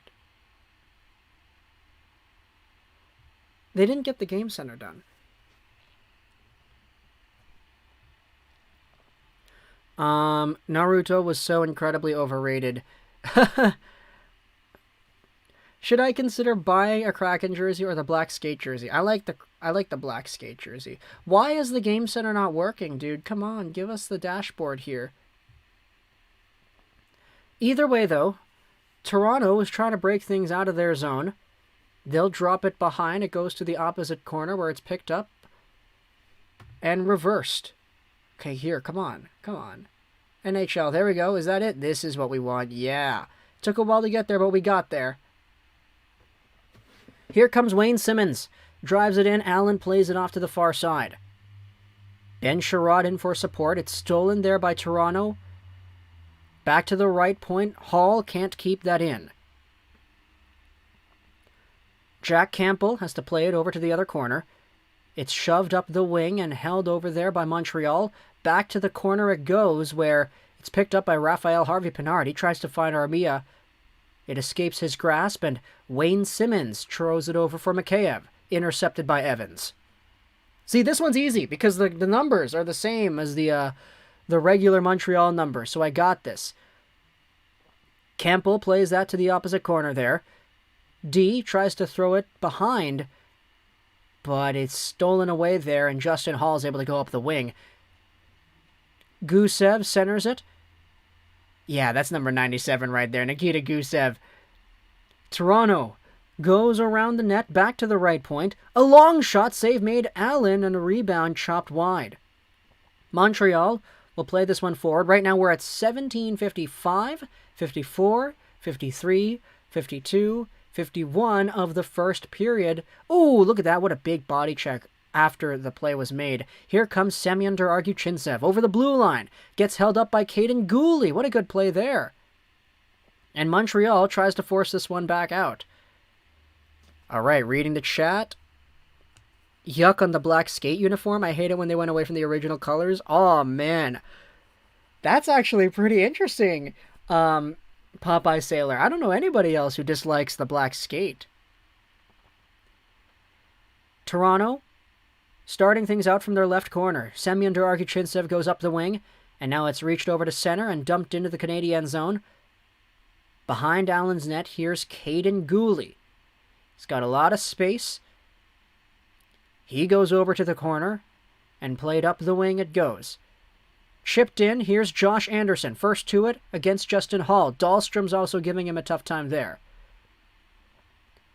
Anderson dropped it off. Now it's fed back to the right point. Montreal still with possession. In deep, Anderson has to get it again. Hall still on him. Who is that 77? Is that Adam Brooks? That is Adam Brooks. Yeah, I got it. I hate the Preds for no reason. Man, what a comment to make over there. We had a good record with the black skates. It's a good superstition and luck. I mean, that's fair. The black skates were kind of phased out when Messier came in, so there you go. Here's Adam Brooks. He plays it around his net. Stopped behind the goal line here for Toronto, and now Brooks has it again down the right wing. He's got Mitch Marner over to Brooks, trying to center it down in front for Mikheyev. It didn't work. Mikheyev now over to the far side. Evans with the steal and sends a nice long pass over to Armia in front. It's out of his reach. Icing is the call over here, and we'll have a face-off in the Montreal zone. All time I want to say Jake Virtanen, but I really like Daniel Sedin. What about Jake Virtanen? Yeah, he used to be your favorite player. That's an unfortunate pick for a favorite player. Definitely an unfortunate pick.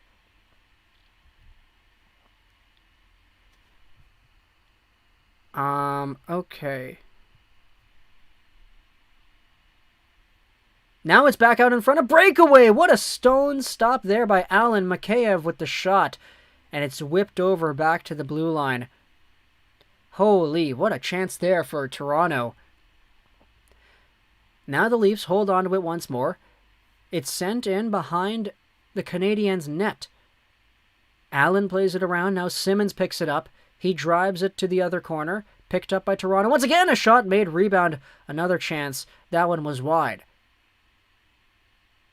Toronto gets it back to the left blue line. Over to the right side. It's wide, and Yoel Armia picks it up. Oh, so that's why Fizzy wants EP40 to be a mod so bad. Because they're personal friends in real life. I see. Here's a long pass forward. It's tipped, so... Oh, excuse me. No, not tipped. It's icing. Montreal, man. This is supposed to be your actual NHL lineup. Or at least more of the NHL lineup than we had last time. There are so many names, though, that I don't recognize on the Leafs, or at least based off of the number they have. Semyonov with a beautiful pass, Mikheyev with the steal. What do you make your thumbnails on? Adobe Photoshop, Boggs. Adobe Photoshop.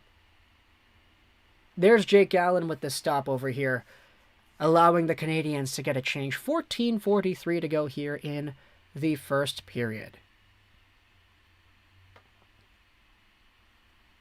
Sucks that Hank never got a shootout goal. Yeah. Here's a long shot from the blue line. That's wide. Montreal chops it back out to the neutral zone, and it goes the distance. Another icing call. This Habs team has iced it like 4 times already at the start of this game.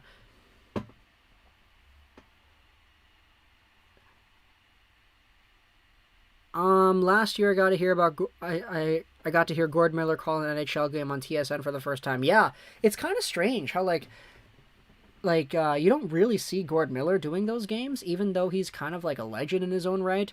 He's just the World Juniors guy, pretty much. Fizzy, man, you don't need to go out there and give EP40 specifically, all the love in the world, because there are other people who have been here in this same situation. Not to say that EP40 is not all of those things that you said, but there are other people who are also like that. It's just kind of interesting to me how you single him out specifically as the one who you are always pushing for to get a mod, even though we have said several times we don't necessarily need any more at this time. We kind of do have a list going on here. BJ Ballin, Al and I, we've kind of discussed it going on. It's a nice city. There's cool stuff here. Okay, I see. How much time do you spend editing, recording, and making a thumbnail for your videos? Thumbnail probably takes about like 15 minutes-ish. Just depends on if I have an idea in mind before we do it. Editing, recording, it's usually like 10-minute commentaries, so maybe like 30 minutes in total to get everything from like scratch to a full finished video file. Montreal just cannot break this out of their own zone, though. This is really not great to watch if you're looking for the Canadiens to do some damage over here. The other day, I was supposed to meet Anders Lee for a signing, and the NHL canceled all public signings a few days before. Darn. That's unfortunate, H.A. Foz. Still got a jersey signed, though. That's good. Do you think Hamonic will retire? If he does, I want the Canucks to use that cap space to sign PD and Hughes long term. That's kind of what I want to do. You can listen to Vancouver games on NHL's site. I think you should, right? It's just different now because it's the preseason, and these games are not really like the most readily available. But traditionally, it should be like that on the radio program. What stream are you using to watch? The game is on TSN 2. I technically am using a different channel to watch it, but channel as in like there are some other channels on the TV that actually have it. It's just that some of them are regionally blacked out, others are not, so it is kind of strange how that goes, but we're still here. We're still here either way.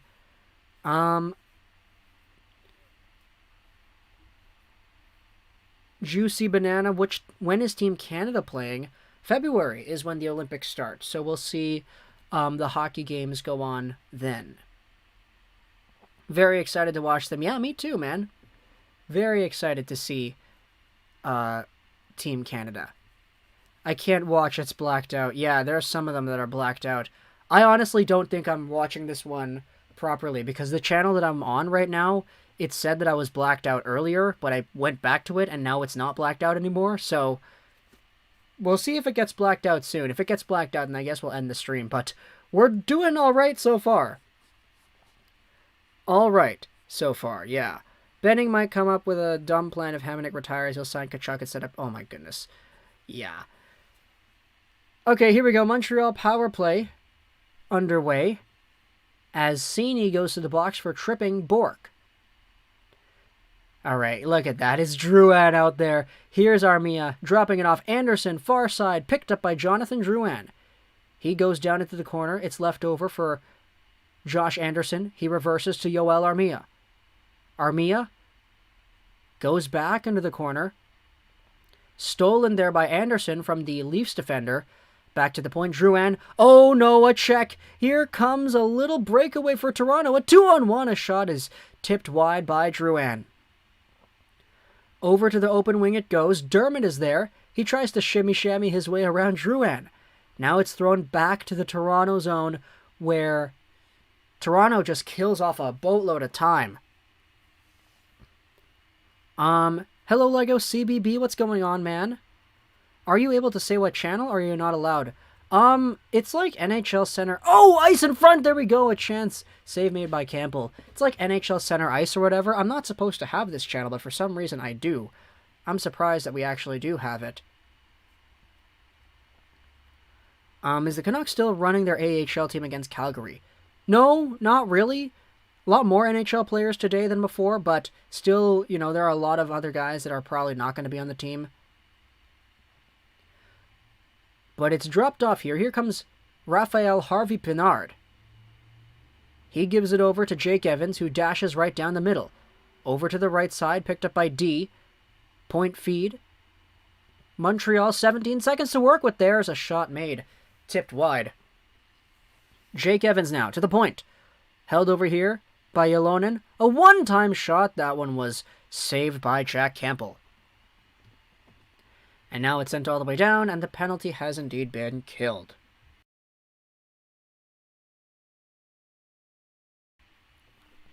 Caden Gooley now will hold things behind the Canadiens' net. He starts out on the right. And Montreal with an effective breakout. Into the zone they go. They dump it into the left corner. Picked up by Dermott. And stopped over in the opposite corner there. To the point, here's Goulet. A shot made! That one was wide.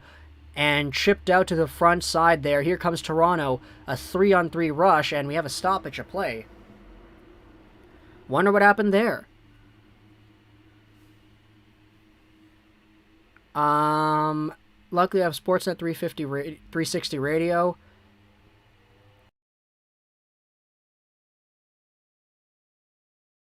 Cross-checking penalty on Morgan Rielly. Oh yeah, that's what it is. He did it on Jan Mysak over there.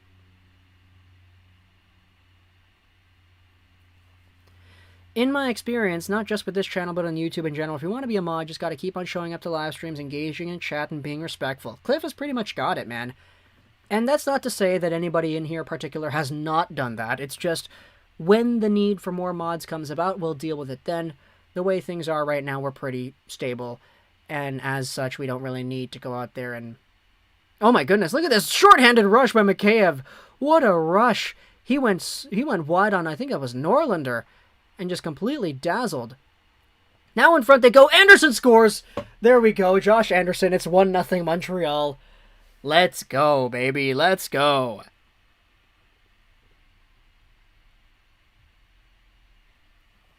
Morgan Rielly in the box. Ilya Mikheyev going wide. Oh, excuse me. No, I don't think that was Norlinder that Mikheyev beat out on the far side there. But Josh Anderson, either way, comes in with the puck on the right side and goes high glove on Campbell. 1-0 Montreal. There you go. There you go. That's a good one.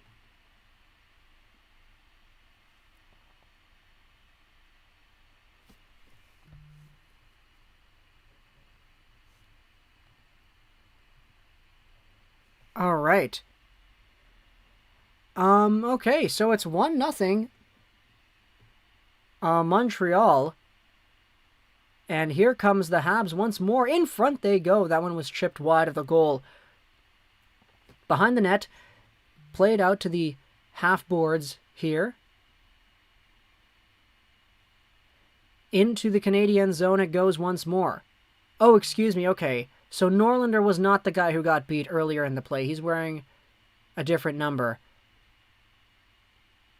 Nikita Gusev fighting for that one. Sherrod is there too. Now out it goes to the neutral zone where the Habs lose control once again. Do you think Alex Chiasson will make the full roster? He might, honestly. He might.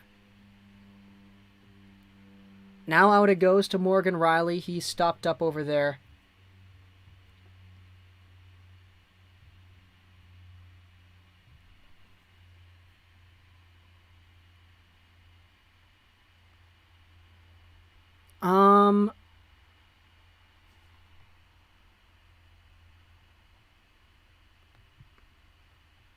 Fizzy, man, trolling the chat over here. Long play up forward, held behind the net there. Toronto shoved in front there by Brooks. Stopped up. Marner goes in. There's another opportunity, and it's blocked away. Here's Mitch Marner once again. Over to the right side. Travis Dermott circles around. Goes back to the half boards. Picked up once more.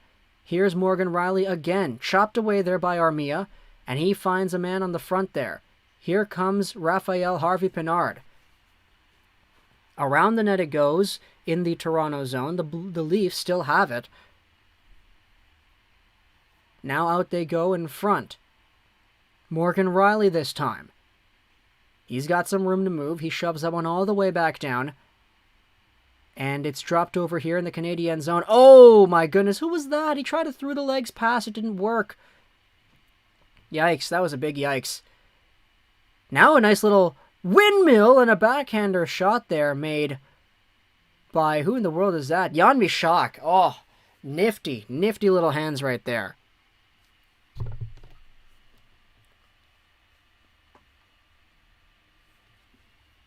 Okay, so it looks like the channel isn't actually blacked out. I'm still like cycling through, seeing if we have this one, and yeah, we have it. It's proper. I'm surprised we do have it. But it is a commercial break. I'm gonna go get some water. So yeah, I'll be right back, guys.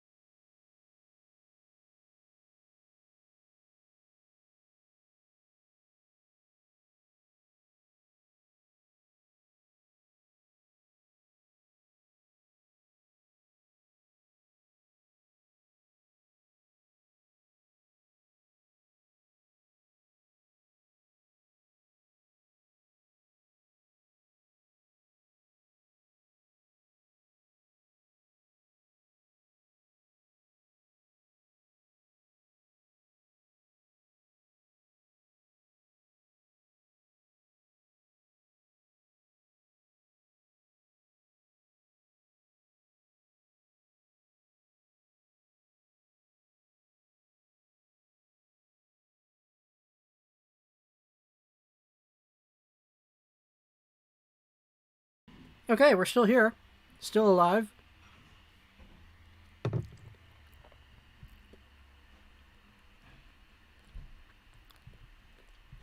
You guys want to troll Lego by saying they signed? Nah, they didn't sign. I would have gotten a notification for that.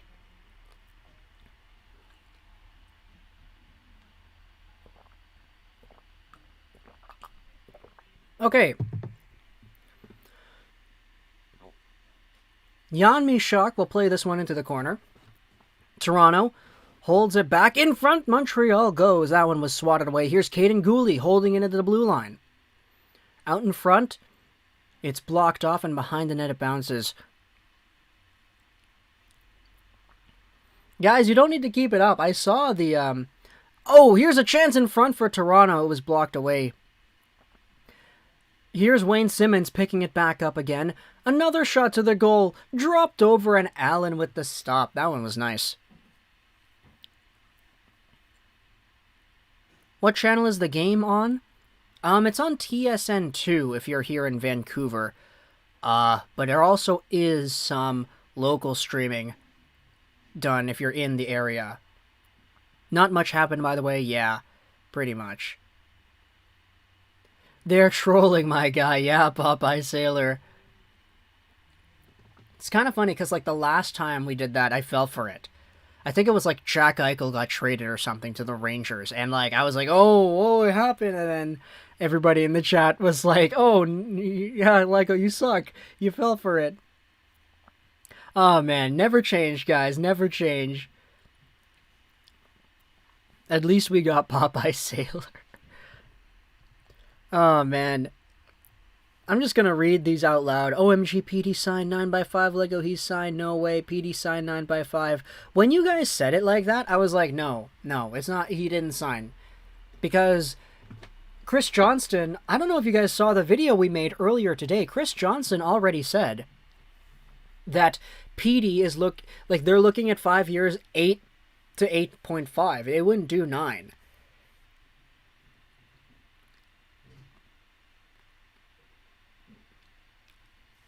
Either way, though, Montreal back onto the power play as Jake Allen holds the puck here behind the blue line. Or, excuse me, behind the goal line. Still getting back into the groove, you know. Here comes Montreal right in through the neutral zone. Dahlstrom picks the puck back up, sends it all the way down behind the goal, where Jake Allen drops it off for Jonathan Drouin. PD signed $40 million a year for 25 years. Man, that's a young millionaire right there. Back to the blue line, here's Drouin. Right point, held over, down to boards, into the corner, behind the net now. Good perimeter movement here by the Canadiens. It's Drouin at the blue line. Over to Anderson. Armia on the left. Wing to wing. Drouin in front. They score. What a beautiful goal. Christian Dvorak. What passing. Armia to Drouin to Dvorak. Holy. I know it's preseason, but that was crazy. Crazy right there, dude. Holy, dude. I thought for sure Drouin was going to one-time that. But he was like, nah, I'll one-touch pass it into the slot right there for Dvorak. Nobody is looking at him. Nobody's got him. Campbell's down and out. What a beautiful finish, too. Dvorak just goes upstairs. Beautiful goal. Oh, that was great. That was great. Look at NHL.com saying that it's Drouin's goal. Nah, bro, it's Dvorak goal. It's Dvorak's goal from Drouin and Armia. That was great. Sedins have just came out of retirement and signed with the Canucks. Yeah, right. Imagine, like, the Sedins, though, playing with Pettersson. That'd be cool. Here comes Montreal once more, though. Flipped all the way into the Leaf zone. Riley is there. Plays it around. Dermott controls. Over to the right point. Held in by Sherrod. A shot. Bouncing puck. Deflects into the corner. Now onto the half boards. They cycle it. Toronto trying to force it to the neutral zone, and it works. Montreal plays it all the way back in. Nice to see Drouin right back at it. Yeah, I agree, Dylan. I agree. Oh, Jake Evans, man, you can't drop that off. Nobody picked it up. Now it's Adam Brooks playing it the opposite way. In deep, Montreal, Jake Evans with the steal, making up for that drop pass that he did. Here's Brooks now. Shoots it to the goal, and a stop made by Allen. Dropped over here, Mitch Marner. Back to the blue line. It took a weird bounce. Nobody was there. If the Sedins played another season, we would have seen them with Petey. Yeah, we would have. And it's like, when the Sedins retired, they weren't even that bad. Like, they were still getting like 50 points. Like, they were still pretty good. Sedins aren't like Joe Thornton playing into their 40s. Speaking about playing into their 40s, you see Jágr doing extraordinarily well in the Czech League? That guy's 49. Oh, look at that safe play by Ben Sherratt, realizing that the defensive pass was not there. So he reverses. Here's Sherratt. He'll circle it back around. Controlled behind the Canadiens' goal line. And flipped out to center. Chasing after that one are the Leafs, and they get their first. Icing is the call.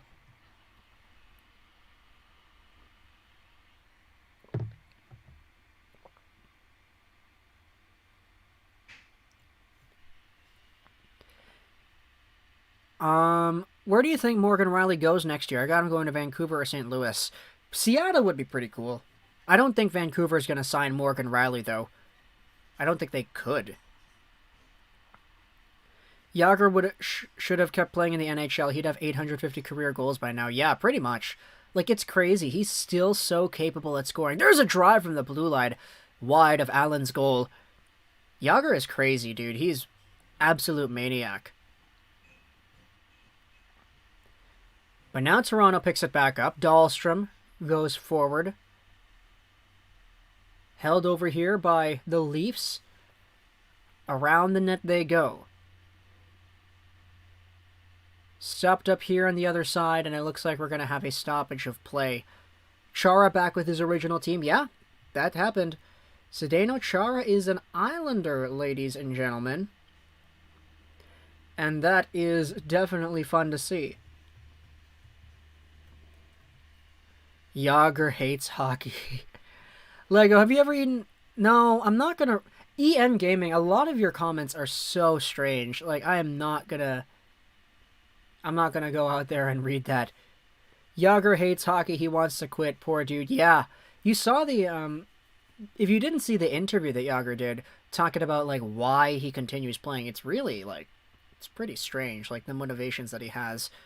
Long story short, he just really isn't passionate about the game. He's just doing it because he feels like he's committed to doing it.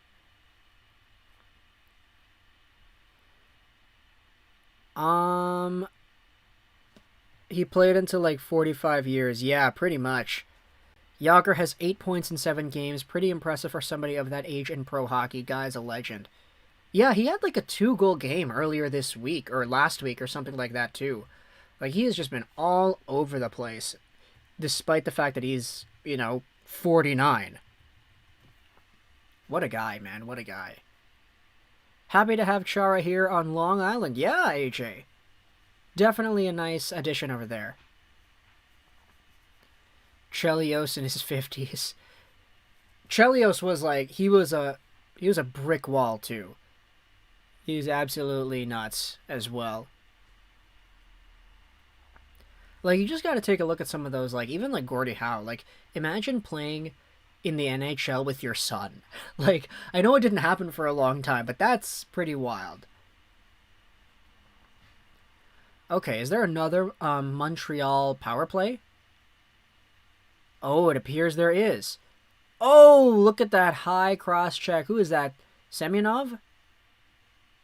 I think it is.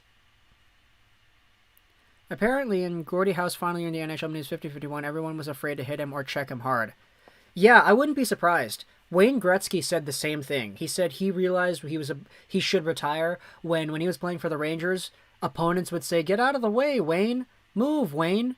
Because they know, like, he knows they could have just hit him, but they don't want to hit him because he's Wayne Gretzky. And, like, when he started realizing that people around him were kind of going easy on him, not playing at 100% because it's like, oh, I don't want to hit him. He's Wayne Gretzky. Like, that's when he was like, okay, I'm going to retire. I don't know if he was joking about that, but he said he said it in an interview or something. So, yeah, that definitely makes a lot of sense, too, if Gordie Howe was suffering, like, the same thing.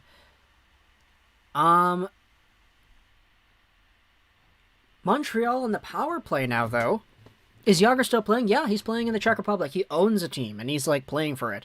Here's Justin Hall, short-handed in front. Oh, my goodness, what a save made by Jake Allen on Mitch Marner. I'm not gonna I'm not gonna finish that. Here comes Montreal, though. Another steal by Toronto. My goodness, what sloppy power play. Great penalty killing by Marner, though. His defensive instincts are great.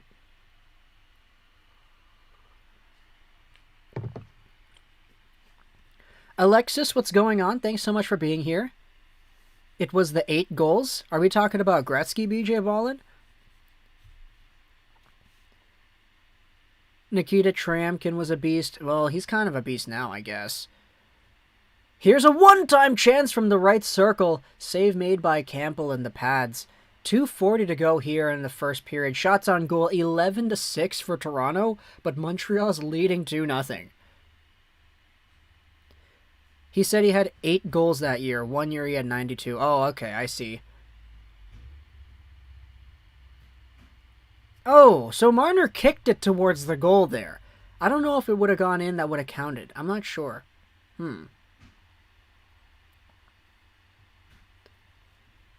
I mean, how many points did Wayne Gretzky have in his final year? He still was like a 50-plus point player, was he not? Or am I confusing him with somebody else who retired, still doing pretty all right?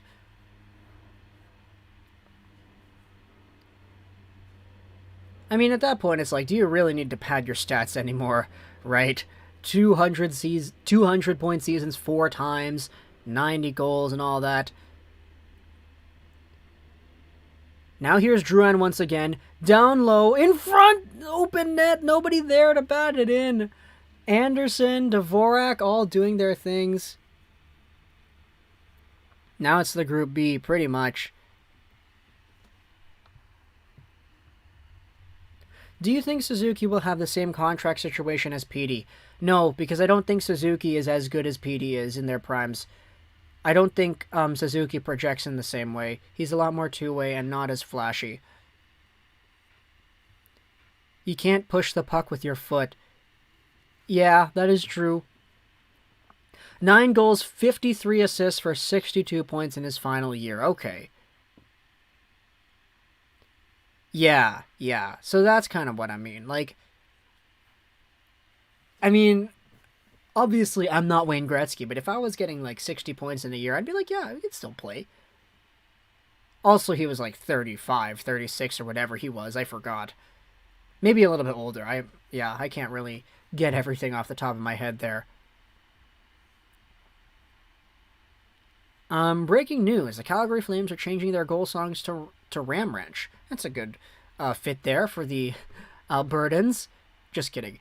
Here comes a chance down the right side.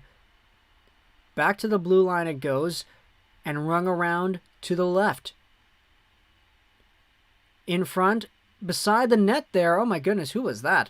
I don't even know any of these jersey numbers over here. D chasing after that one. Sherrod is there. In front it goes, behind the goal line, out back to the point, and Sherrod can't hold that one in. Lego Rocks, they want to trade Caulfield? No, they don't want to trade Caulfield. The 2 seasons before that were both 90-plus point seasons. He was 38 when he retired. Okay. I guess that is a pretty drastic change then. 90, and then all of a sudden 63. Yeah, that is a pretty big change. And I guess it would have been better to stop there instead of waiting until, okay, 60 points and then 50 and then 40, 30, 21. Like, you know. He definitely could have continued padding the stats. Yeah, he could have if he wanted to. I thought they'd change it to Vancouver's goal song. Sergei Kositsyn. Do you remember him, Habs fans? I don't remember, like, watching him play, but you know, the name's familiar. Because I wasn't really, like, into hockey back then.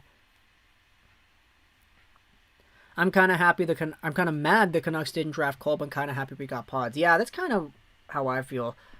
I don't know if it's any secret that I was a big Cole guy back in that time frame. But Podkolzin, having him on the team, it's good too. Do you know what the song Ram Ranch is? Yeah, I know what Ram Ranch is. I'm not going to talk about it here. Here's a fight. Ben Sherratt and Nick Ritchie, of all people. Okay, cool.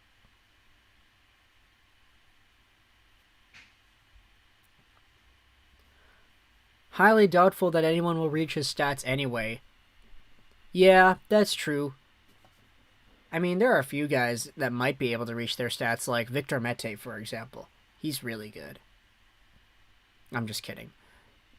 Ben Sherratt, man. He's going back to the locker room. What even happened here? So Justin Hall. Oh, Evans, you can't do that, man. You can't do that. So Marner and Brooks go after him. Armia is there as well. Evans, you can't do that, dude. Who scored the first goal of the game? It was... who was it? Was it Armia? It was Josh Anderson, right. Josh Anderson. And then the second goal was scored by Dvorak in front. Imagine trading Matthew Barzal for Griffin Reinhart. Yeah. What an interesting trade scenario right there. Toronto gets the power play. It appears so.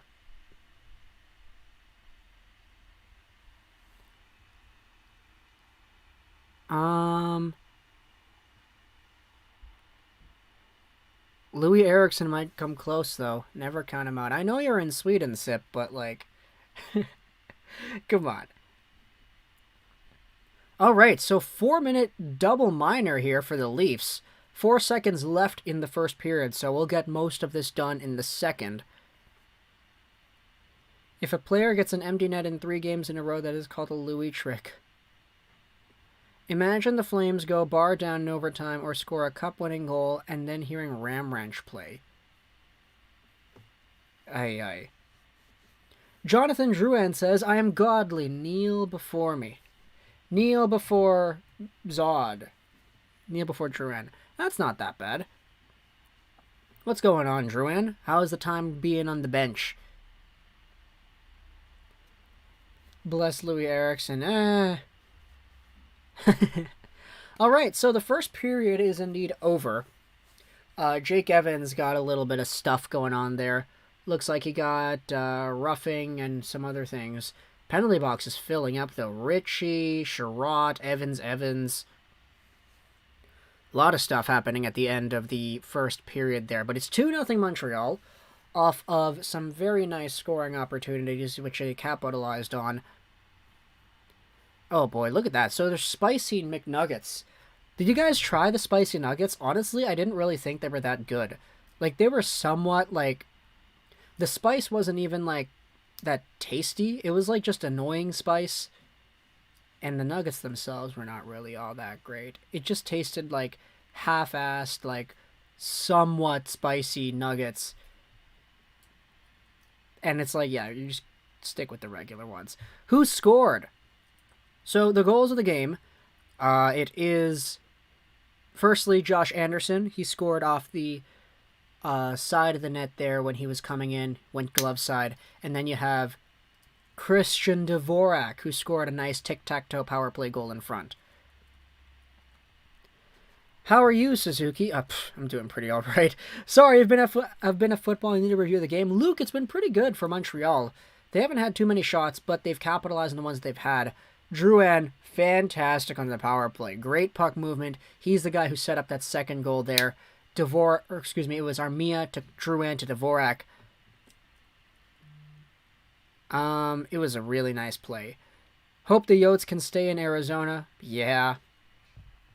Imagine in overtime a cup-winning goal was scored, and the song you heard was in fact Never Gonna Give You Up. Spicy nuggets were actually quite spicy. They were like, okay, I wouldn't really say spicy. I'd just say like annoying, you know? Like annoying spicy to me isn't even real spicy. It's just kind of like a tangy sensation that doesn't go away. I didn't like it. McDonald's is gross. Yeah, low-key. Last place I want to see another team is the South, so let the Coyotes stay there. Pretty much, eh? Ian, what's going on? Thanks so much for being here. How are you? We the Habs. How do I watch this game? I'm watching it on NHL Center Ice. For some reason we have the channel, even though I don't think we're really supposed to have it. It's just kind of here. But it's also on TSN too, if you're in the area wherein the game is being showcased. The crust is weird crunch. I feel cheap? What are you talking about? Lego, I'm not saying this because I want to hear my name, but I want to know who you think is the best mod because I want to study them and do better. Well, we have a lot of great mods. I don't want to go out there and like rate them, who is better and who's not. But you can kind of feel it, you know, just from being in the chat. You guys who have experience moderating in previous outlets before. I know Cliff said that he used to be mods. I think it was for other channels, and BJ Ballin's done that as well. I think somebody else said they modded for like other websites, not YouTube, but like other forums. I'm not sure if that was Cliff or if that was Popeye Sailor, but there are a lot of people who just kind of, you know, you see them doing their thing, and like they just take the necessary precautions. The Nuggets, I feel like it's cheap. No, the Nuggets are not cheap. They're like $6-7 for like a 10-pack. That's not cheap at all. If you want to talk about cheap, Burger King nuggets are cheap. Like $3 for 10. Like, sure, you could say it's not really that good, but at the end of the day, if you can get 20 nuggets for the same price you'd get 10 at McDonald's at Burger King, like, if you're just going for quantity, it's, yeah. If anyone has Shaw Blue Sky, channel 662 has the game. Yeah, I'm on channel 350 here on the NHL Center Ice package. I'm not supposed to have this game, but for some reason we do have it. I used to mod drum forums. Yeah, that's what I was thinking. Popeye Sailor has that, yeah. Oh, you feel like the quality of the nuggets are cheap. I see. Thoughts on the Sabres potentially pushing Eichel's contract back a year and thus delaying his NMC? Ha ha ha ha. We'll get there when we get there, I guess, but that is pretty nutty. Look at that passing play by the Canadiens. What a beautiful play. In my area, 10 pieces like $8.99. Yeah, it's a lot.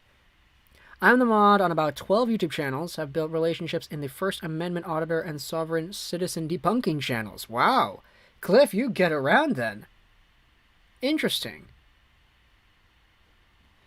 You don't understand, Jan? I do understand. Don't worry. You're saying that the quality of the Nuggets feels cheap and that it's overpriced for the quality that it provides. However, I'm just saying that if you want to talk about monetary value, there are other outlets where you can go out there and get Nuggets that are significantly more valuable compared to the price that you pay. I'm watching it. I'm honestly too lazy to reach the remote. Yeah, pretty much, eh? Mods, I want to know your opinion on me, and I want to know what I can do better to be a better mod and make this a better community. Well, mods, if you want to go out there and give Fizzy some advice, you can go ahead and do that if you want. Cayenne pepper burns your tongue, but goes away quick, so that might be the heat you mean. I said cayenne. Is that right? Is it cayenne or Cheyenne? I'm not sure. I don't really know too much about cooking. I took culinary arts, but, like, yeah. Jan, yeah, now you understand. No, I understood the entire time. I was just talking about another thing. You look like Nick Suzuki. Everybody says that, Bubba. Everybody says that. People say Patrick Kane isn't a top 40 player. Patrick Kane's a top 40 player. He's arguably, like, top 3 winger, you would say? Is he a top 3 winger? I don't know. Who else would you put there? You'd put Beniers in there, yeah. You'd put maybe... I don't know if you would put Mitch Marner there, but... I run top-tier guilds on prominent games with esports formats, if that means anything. It means you know how to deal with communities that can get out of hand. We'll say that, BJ Bowen. I've been playing a lot of Pokemon Sword lately. Nice. I was never really, like, a big Pokemon guy. Like, I had the cards growing up, and I'd try to play, like, the card game with my friends at school. But when it came to, like, watching the show or anything, no, I wasn't really into that. Current career-wise, my top 3 is Crosby, Ovi, Kane. If McDavid wins a cup or two, he enters that conversation. I've been playing, yeah. Stop asking that everyone and their second cousin be a mod. Yes, for sure. I agree, Ian, yeah.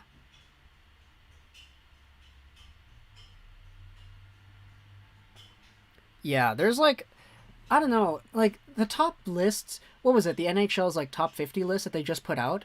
It's definitely opinionated, we'll say that. Definitely a lot of weird ones over there. Like, I get it, Austin Matthews gets a lot of hate because he's Austin Matthews, but what did they have Matthews listed as? Like, the 7th or 6th best player in the league? Like, I think he should be a little higher than that.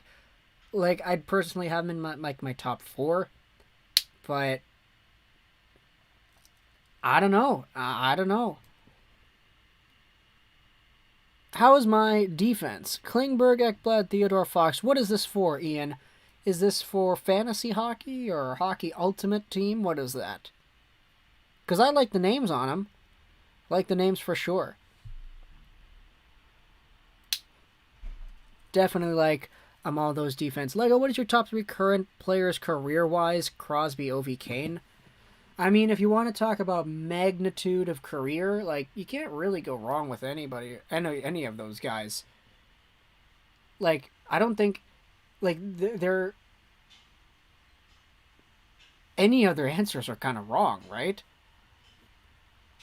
Unless you say, like, oh, Malkin, or, like, Fleury. Fleury actually would be really good, too. Like, he made the Cup Finals so many gosh darn times. He's won 3 cups, made the finals, like, twice otherwise. There was a top 100 list that John reviewed. John, Hot Take Hockey, you mean? Where they didn't even rank Quinn Hughes, but Mackenzie Weegar was, like, 43rd. Yeah, okay, that's pretty dumb. Fantasy, okay, that's good, Ian. Really good. Matthews and Marner should lose their X Factors in the playoffs. That's funny. That's really funny. Imagine you're playing, like, GM mode, and all of a sudden, like, your Rocket Richard winning Matthews scores 1 goal in 7 games, and you get eliminated. Toronto win the Cup this year just to see in 2022.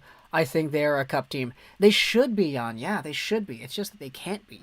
They're so unfortunate. Hughes was bad defensively last season, and Weegar is actually really underrated. Well, I mean, look, Fizzy, if it's like you're building a franchise from scratch, you have a choice: Quinn Hughes or Mackenzie Weegar. Who do you go with? Like, yeah, that's kind of how I see it. I get it. Mackenzie Weegar is he is underrated, but like, yeah, BJ Ballin kind of said it. Is Mackenzie Weegar a top 43 player in the league? Like, it's not directly, okay, Hughes is better than Weegar. It's how is Weegar 43rd in the NHL and Hughes isn't even on the top 100 list.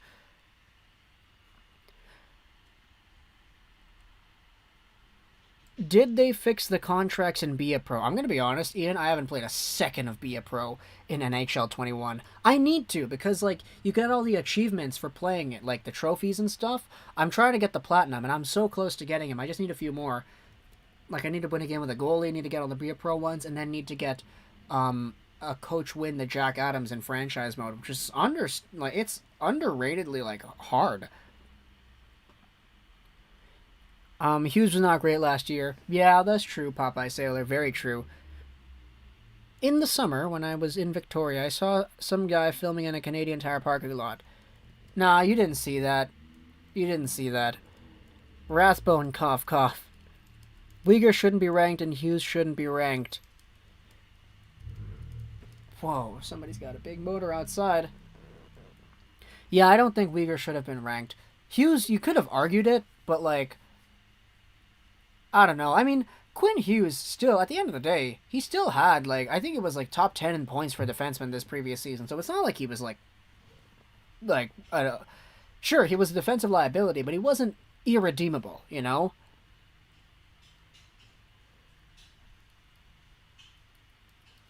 Playoff Marner is worth a pack of 10 Timbits. Man, I probably should get some Timbits today. That'd be nice. I would like, to get some Timbits. I play be a pro goalie. I have now for 16 wins and 4 losses. It's pretty decent. You play full games as the goalie? That's crazy, Jan.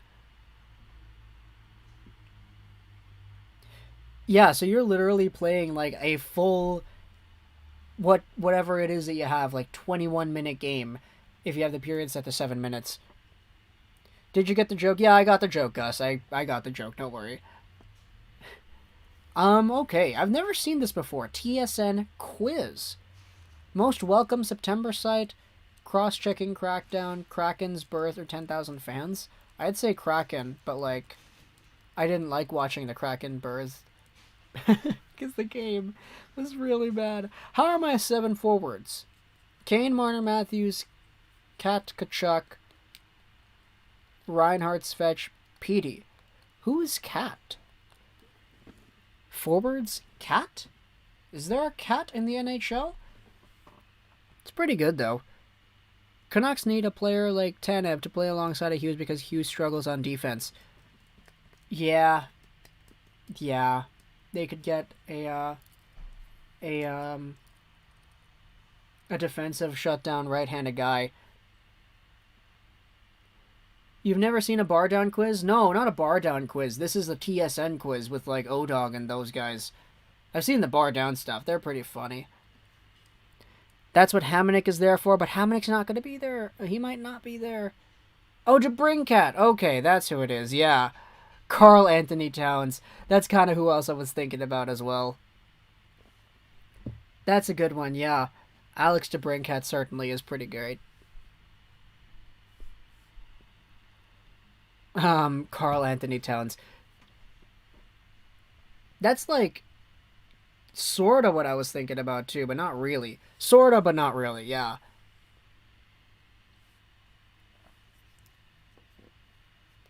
DeBrincat, yeah.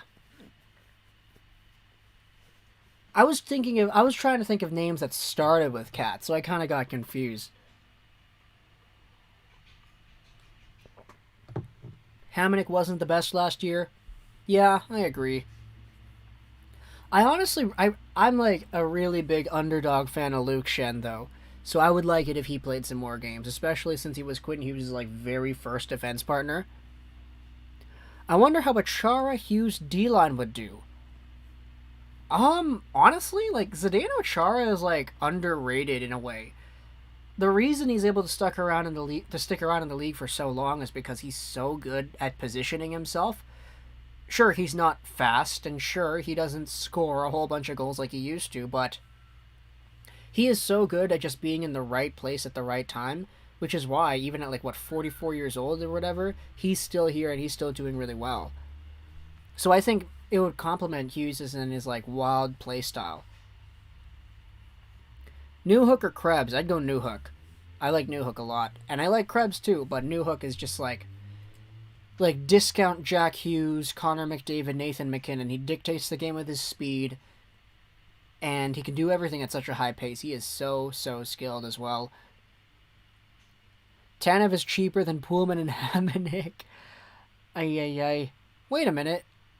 Isn't that not... Travis Hamonic is making $3 million, right? Travis Hamonic... Oh boy, somebody's outside making a riot. Travis Hamonic is making $3 million. Chris Tanev is making 4.5. So no, Tanev is more expensive than Hamonic actually. Shen, Myers, Tanev right side would have been a lot better, yeah. I just couldn't stand to watch toothless Hamonic. Fizzy. Call Dickerson. This is a good Montreal Canadiens game. It is. It's a fun game so far. Good power play time for the Habs. With Chara, it's just amazing that his knees still work. Yeah, imagine, the knees supporting a 6'9", behemoth of a man for, however long his career professionally has been. Pullman, and Hamonic together. I see, yeah. Yeah, Tucker Pullman, that still befuddles me, man. That still befuddles me.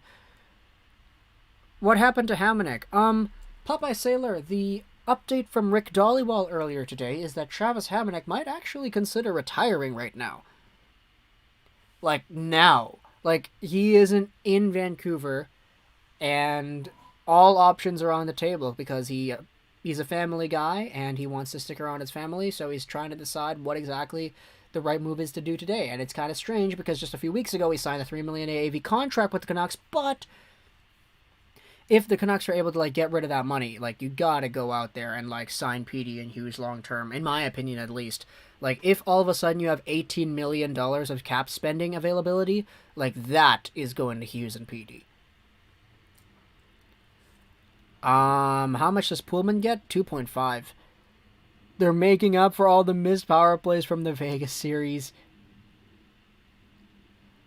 Okay. Hot take. Put Quinn Hughes on left wing. I don't know. I wouldn't do that, honestly. I like Hughes on D. I really do. Lego, how many points does Rathbone put up this season? I'd say a pretty conservative 20. Say 20, 25. If he puts up 30, I'd be really impressed. Alright, here we go, though. Second period is underway for Toronto-Montreal. And the Leafs are on a 4-minute double minor man advantage. 3:28 to go here in the power play. Maybe that's why they're stalling on the 40-43 signing. Maybe, especially if this Hamonic thing has been going on for a while, which, I would assume it has. This wouldn't have been a new thing, because, he still isn't here in Vancouver. Here's a shorthanded rush from Montreal. Down the wing, a shot made and a save by Campbell. Oh, he lets it go, too. Now play continues on. Here comes Toronto. Mikheyev to Marner. He comes in on the left. Mikheyev plays that one around the net. And it's held over on the half boards. Toronto still controls here. Back to the right point it goes. Left point, Gusev. Circle now, she shoots. That one was wide. Rathbone getting 30 to 40 points. Wow, if he gets 40 points, I'm going to be impressed. Imagine having an extra $1 million to sign PD and Hughes right now. Yeah. Pullman shouldn't be on an NHL roster. Do you like Subway? From time to time. Admittedly, I don't really go to Subway often, but when I do, I never complain about it. It's good. Montreal, though, holding things up in their own corner. A long drive down to the Leafs zone, and 2 minutes flat remain in the power play.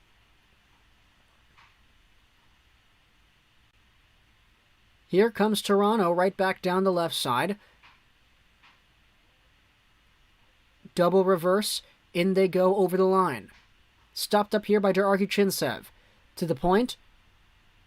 Daragi-Chinsev gets it back. Left circle in front, and the pass was out of the reach of Simmons. He had the reach for that one on the backhand. Now Semyon Daragi-Chinsev picks it up. Smoothly gets it to the blue line again. SDA holds it again. Left circle. Wing to Simmons. A shot made, and that was blocked. Controlled over there by Montreal. And off the boards and out to the neutral zone they go, but it doesn't go far. Here's SDA once more. Over to Simmons again. The backhand pass. Out in front, and an attempted tip shot does not go. I think that was Cini who did that. Toronto, though, scrambling around with this one. Here's SDA once more. Wow, he is so smooth with the puck there. Cini goes back to the blue line. Here's Semyon Daragi-Chinsev on the left point. 44 seconds left. A shot made. That one bounced around. It's onto the stick of Simmons. SDA, a shot blocked fearlessly there by the Canadiens defender, who is down and out. Who was that? Caden Gooley. What a defensive play. He's been out here the entire time so far. Do you like McFlurries? Dude, I've been having a lot of McFlurries lately. They're great. I know I shouldn't say this, but like a good post-workout kind of meal. Like, get yourself a Smartie or Oreo McFlurry.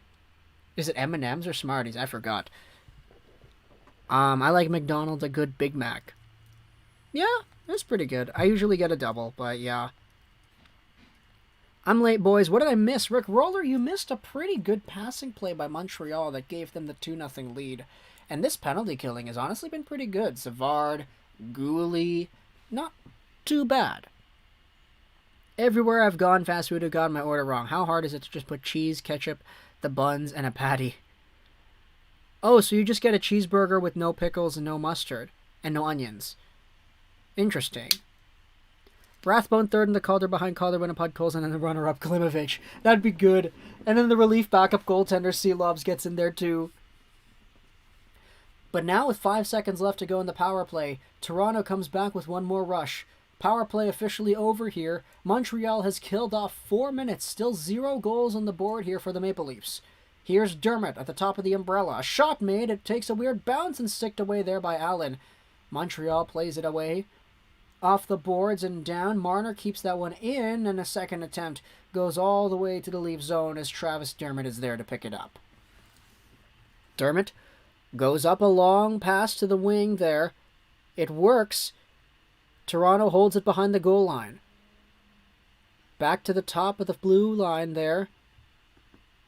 A long drive, and it was swatted away by the pads of Jake Allen.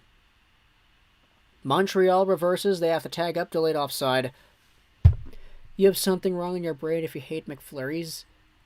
A&W is the worst quality over price. Way too expensive for what they have. They are pretty expensive, but they have a lot of deals, though. I think the Mama Burger's like $2.50 right now, something like that, which isn't bad, actually. I don't like when your Big Mac slips off the bread and it's all over your pants. That's oddly specific, Jan, but I agree. Pick the onions off. Pretty much, right? I don't eat much fast food. Wendy's and Popeyes, honestly. I like Wendy's a lot. Like, people don't like it because it's, like, really greasy and thick, but I kind of love that. Like, I'm gonna be honest. It's partly, one of my, biggest sells for Wendy's, I think. Funny story. A friend of mine used to work at McDonald's, and one night PJ Stock showed up almost crying to binge eat after a bad game. Wow. PJ Stock. Haven't heard that name in a while. Darn. Have to go out there and, vent somehow, right? It's kind of how it goes, isn't it? Darn, that's unfortunate to hear. Oh, 2 chances there, stopped by Allen. But now it'll be held up right here in the corner. Mikheyev, oh my goodness, trying to go out with a shot. That one was pretty good. Checking up with the chat here. Wendy's are the best. Yeah, I kind of like it. What is a McFlurry? A goalie that leaves for another team? Yes, you're absolutely right there. Absolutely right.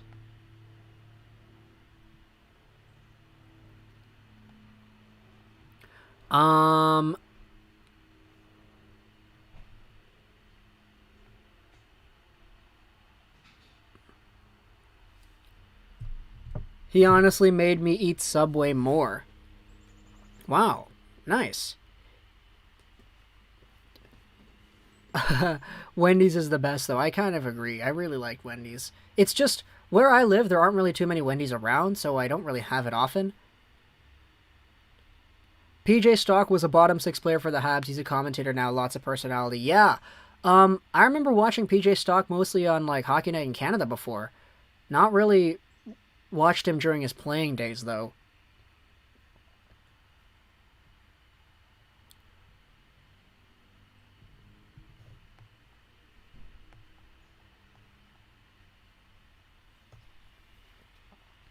Yo, I know you're focused on something else, but have you heard or spoken to Hamonic news yet? No, we've spoken about it a few times here throughout the stream, but I'm just kind of waiting for things to be finalized before we get that established.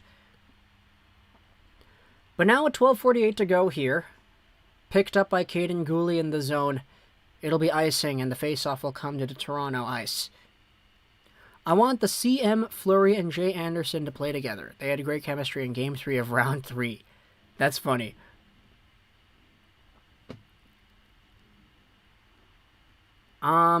In-N-Out Burger here. Yeah, we don't have any of those in the Vancouver.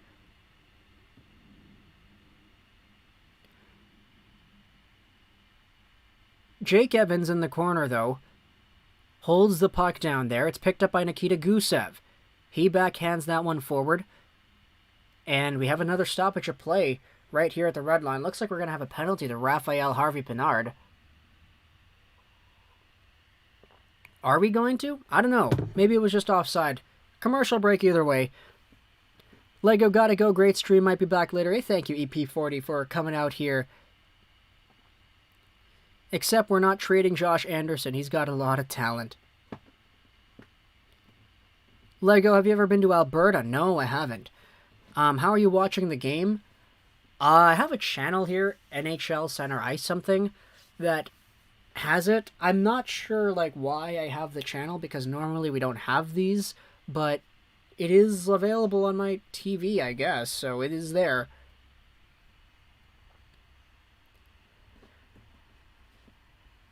But yeah, it is kind of strange how this is going down.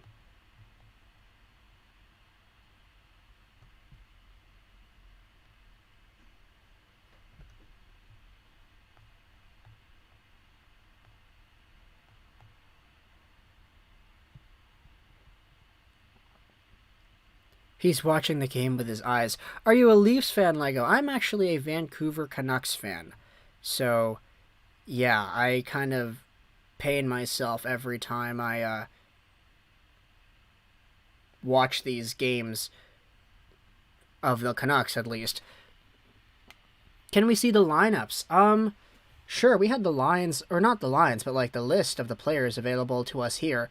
Anderson, Armia, Bourque, Sherratt, D, Drouin, Dvorak, Evans, Vortank, Gallagher, Gooley, Denis Martel, Mishak, Norlander, all of them.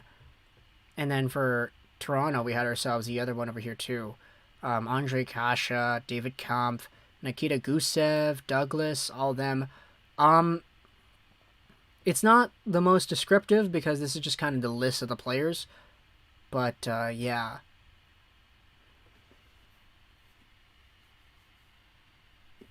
Lego, will you stream a Canucks preseason game or regular season game? I don't know. Maybe they're just showing that as a channel during the preview during the preseason. Maybe.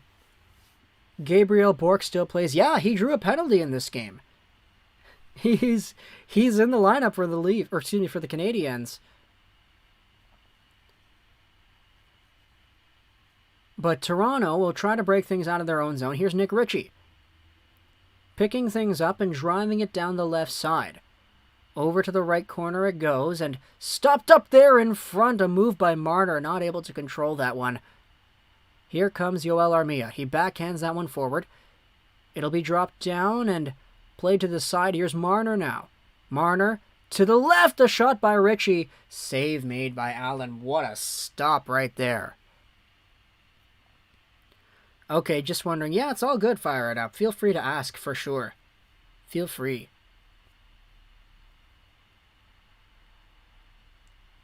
Look at this, though. Mitch Marner. What a play. Whew. I think he meant, are you a Lafreniere fan? Oh. Yeah, I'm a Lafreniere fan. Yeah, I like Alexis Lafreniere. I want to see the guy do well. Makes for some interesting YouTube discussion if he doesn't do well, but I'd like to see him do well instead. Whoa, look at Jean-Sebastien D. What a play there. Tries to squeak through everybody. But Montreal, they keep things in here at the blue line. Second attempt, out to the neutral zone. A long shot there by... Who is that? Number... Oh, we don't have the numbers available to us.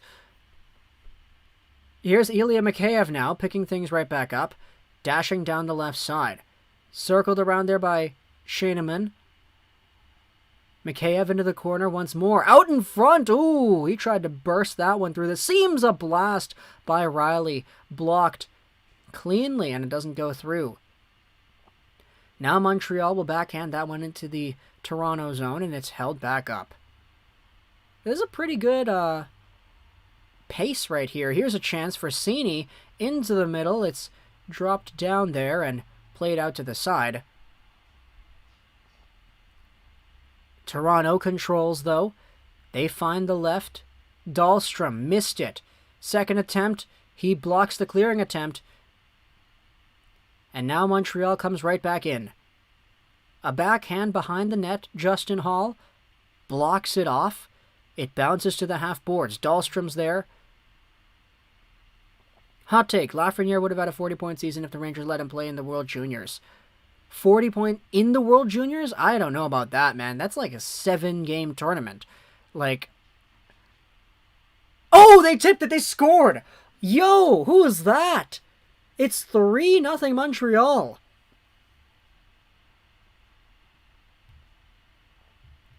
Yo, I don't even know who saw... Pizzetta!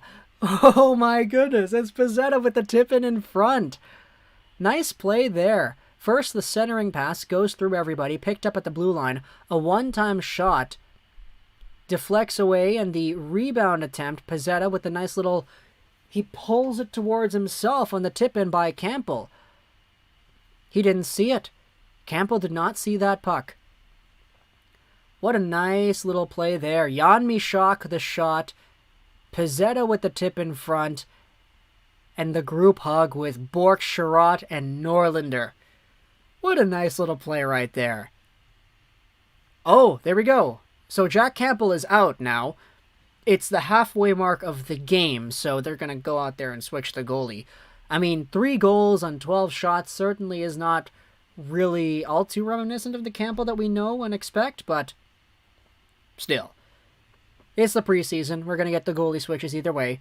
So the new goalie in town, it is going to be Peter Mrazek. So he's getting some action here today.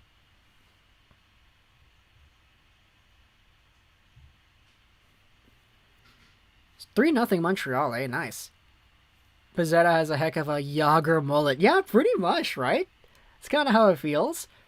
Think McDavid will pick up off where he left... Let me reread that. Do you think McDavid will pick up where he left off last season and score 40 points? I hope he does. I'd love to see that. What a backhander by Anderson. Holy. 40 points in the regular season. Oh, I see. I see. Maybe. Okay, I think the point you're trying to make is, Fizzy, if Lafreniere went to the World Juniors, he would have dominated, he would have gotten his confidence back, and he could have came back to the NHL poised. Is that kind of what you're trying to say? If not, then please explain a little bit further, but I think that might be it. Here's Nick Ritchie with some speed. Oh! The puck is behind the net. How the heck did that not stay in? Do you have a fantasy hockey team? No, I didn't.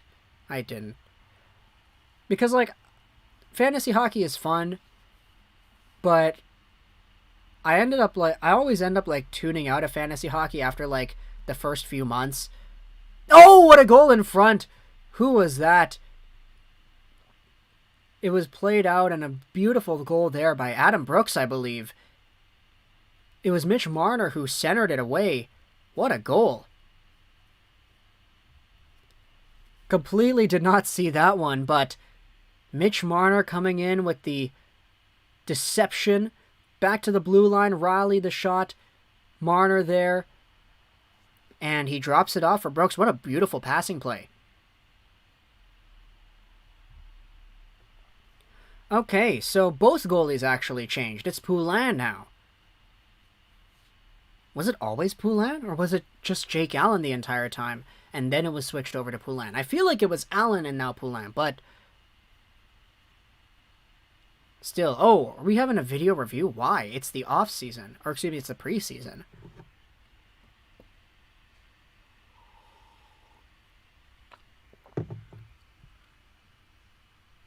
Two of those goals weren't really on him. Yeah, kinda.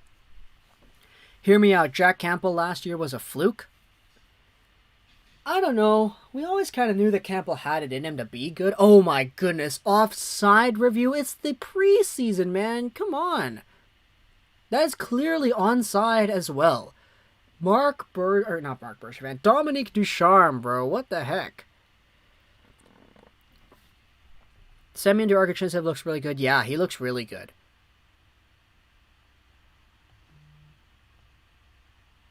For offside. That is clearly onside, bro. What the heck? At least from the angle that we saw here on the TV.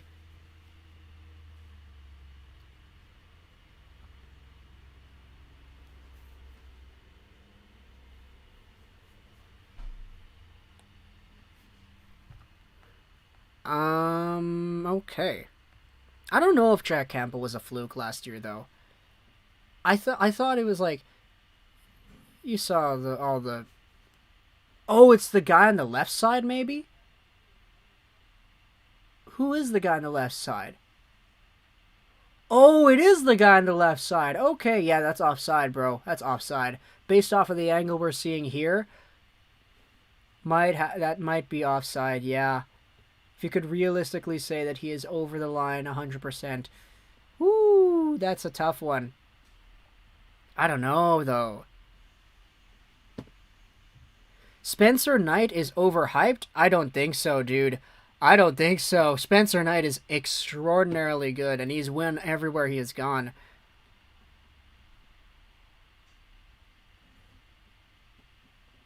What is a fantasy team? A fantasy team is where you and a group of buddies draft players in the NHL and you put them on your own team. And when they score points in real life, they score points for your hockey team.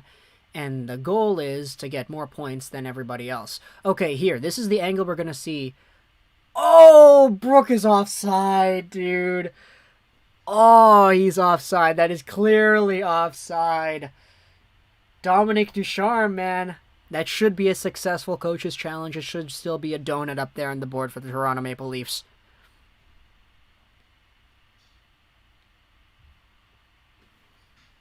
They're taking way too long to review this, yeah. Where are them critics tonight for the Habs? Said it before, why get bent all out of shape after one preseason game? Yeah, pretty much, right? It is one preseason game. Alright, here we go. Video review. It should be no goal. Yeah, that's no goal. Ooh, boy. Ducharme, 1 for 1 on the year.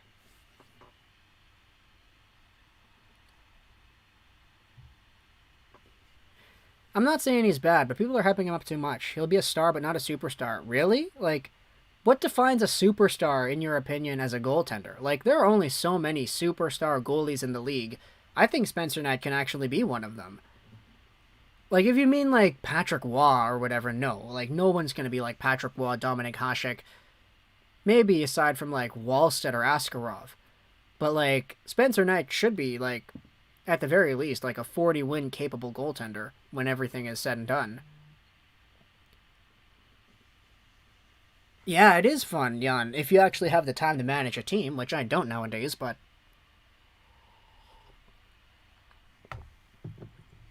Oh my goodness, Semyonov is in the box again? What happened this time?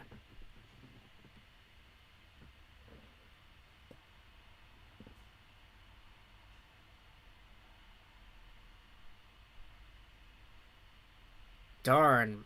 Brooks almost got like he got a beautiful pass in front from Marner, and he scored, but he was offside in the zone entry. No goal. That is so unfortunate right there.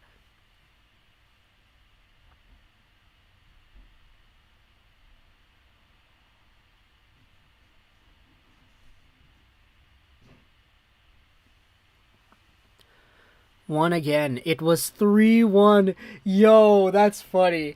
It was 3-1. The difference between a star and a superstar. Playoff performance.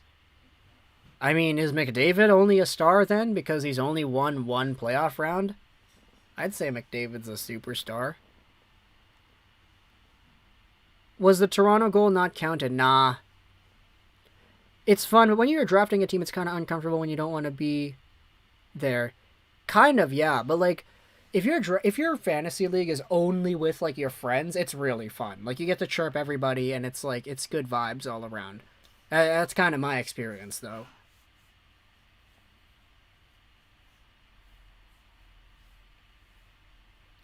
This is the best Montreal game ever, and they get another power play, which is the score of the game to make it 4. Lego, are you going to go to a Canucks game this season? I don't know. I might not. I haven't gone to a Canucks game in years. Once again, it was 3-1. Yeah. That is funny.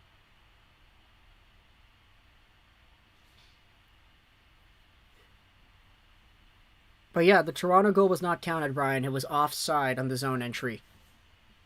What in the world? Oh, Semyonov, you can't do that, buddy. Yeah, you can't move the puck with your hand. That was the penalty he got. Okay, so Montreal power play. Here's Justin Hall. Wrists it all the way down. Has Matty Beniers been signed? No. Oh my goodness! Poulin, man! What was that? He puts it in his own net!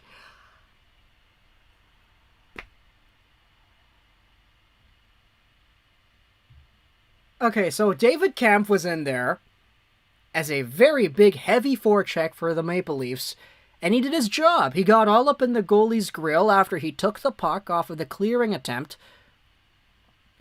But, oh my goodness, Poulin, he fumbled it so hard. Like, even when he received the puck at the beginning, he kind of let it get away from him. Then he tried to, like, fake the guy out, and it didn't work. Oh my goodness. If it's Jake Allen in net, he probably controls that and plays it behind the net no problem. But, oh boy, what a bad goal. Oh, ho, ho, ho. Yikes, eh? Well, Montreal's still in the power play right now. Voice crack. Montreal's still in the power play, but, yeah. Yo, what a goal. Oh, it's a bad one. That's the worst goal David Kampf has ever scored in his career, and he probably knows it. That's unfortunate. It's preseason, I don't care, but, like, yeah. Poulin's, like, he's done this a few times already in this game. Like, the way he handles the puck is just, like, he just has one hand on his stick, and he just, like, backhand, like, he's like a swordsman swiping it around. My goodness, what a goal, though. Now the Maple Leafs are getting some mojo on this penalty killing right here. Whew, that was not fun. That was not fun. All right, here you go. Montreal breaking things back in. Anderson shoots, and he scores! What a goal by Josh Anderson. It's 4-1 on the power play. Yikes, that's a way to respond, isn't it? He just comes in, absolutely lasers it by. Who is that? Peter Mrazek? It's got to be Peter Mrazek now, right? Yeah, so Anderson takes the puck in, and he just wrists it from beyond the hash marks. That was great. What a great setup, too, from Wideman over to the other guy over there. Nice play. Josh Anderson, second of the game. 4-1 Montreal.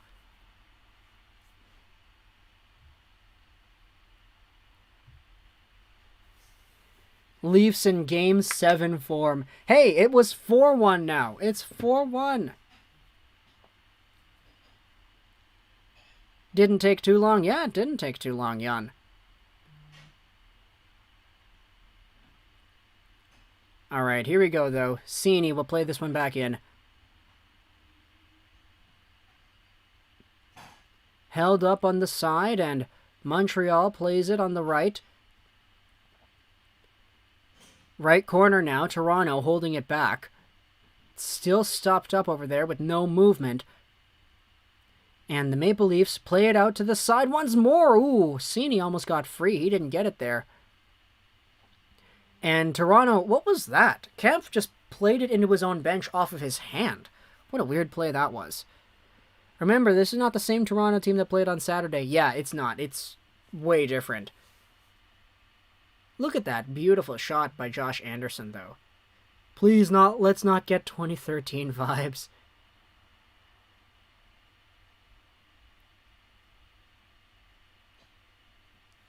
Lego, have the Coyotes started building an arena? Also, what is going to happen to the Gallia River Arena? Honestly, I haven't been paying attention to that at all. I'm not really too sure. Now we're seeing the quality of players in Group A and Group B. Yeah, pretty much. This is Group A for a reason. Here comes Evans now. Nice pass to the side. Armia, he's got some room in front. Oh, there's a chance. Rebound. 2 rebounds and 2 saves by Mrazek. Montreal with some mojo here over the past few minutes. Now it's Armia. Gets right through the forecheck, but a second attempt causes him to lose it. And now Montreal plays it back in. Oh, a trip. There's a bad one there. Who was that? Yoel Armia, man. You can't do that. The puck gets tangled in the referee's skates, and now it's swatted down. They still can't get control. I really hope that we beat Calgary tonight. I hate the Flames. Me too, Cliff. Me too. 100%. All right, there we go. Stoppage of play. And we will have a penalty right here. Is Allen in the net in Montreal? No, it is Poulin now. Here, we'll go ahead and look at the roster. Kevin Poulin from the Laval Rocket. He's in net now. He's the guy who coughed that up on the really bad camp rush. The Montreal Canadiens, Josh Anderson scored 2 goals tonight. Yeah, Jesse.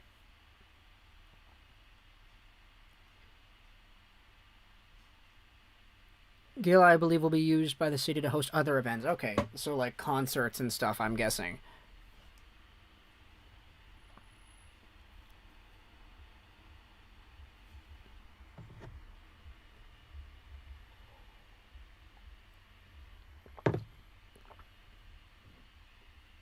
I like this, though. There's pretty good vibes right here. 69 beautiful people over here in the chat.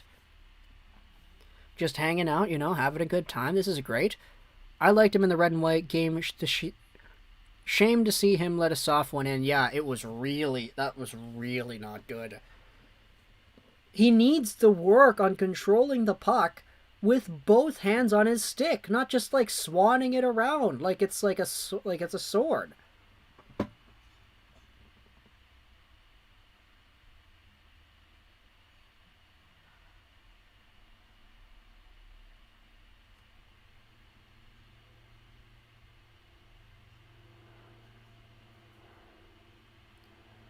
Where will they go in Phoenix? I'm not sure.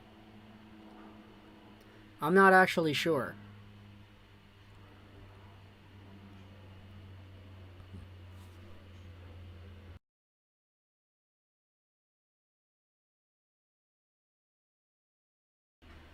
So Yoel Armia's going to the box. He tripped up Strome? Holmstrom. Who the heck was that? That he tripped up. I didn't see the number. Was it Dahlstrom? Might have. Yeah, I think it was Dahlstrom. All right, here we go. Leafs power play. Remember, they had a 4-minute double minor earlier on that they didn't score on. So now they're back on the power play. Here's Marner on the right. Squeaks in, shoots it. Stop made. Loose in front, backhanded to the half boards. Evans goes all the way back down. Morgan Rielly picks it up. He's at the Leafs blue line. Rielly will reverse. Here's the trailer. Brooks over to Nick Ritchie. Ritchie, wing to wing. Stopped up here by Gusev and reversed to Ritchie in their left corner. Now it's sent all the way around by Caden Gooley. And Toronto plays it over to the left point. Here's Morgan Rielly.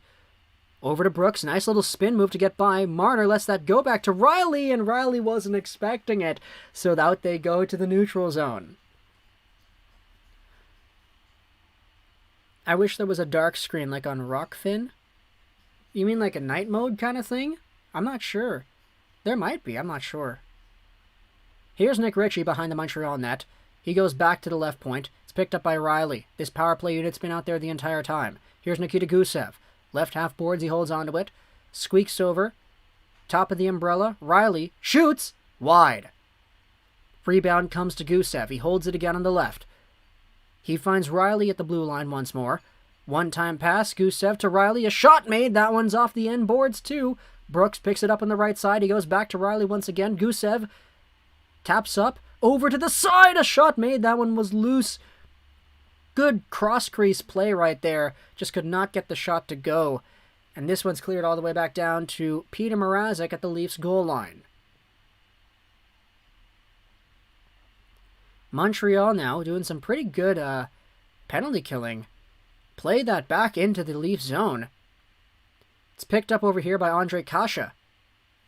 The Leafs will play things up once more. Final rush is now over as Yoel Armia is out of the box. It's driven in. Rung around the side there. Behind the net it goes once more. Kasha's in. Simmons is there too. To the left half boards it goes. Armia plays it up.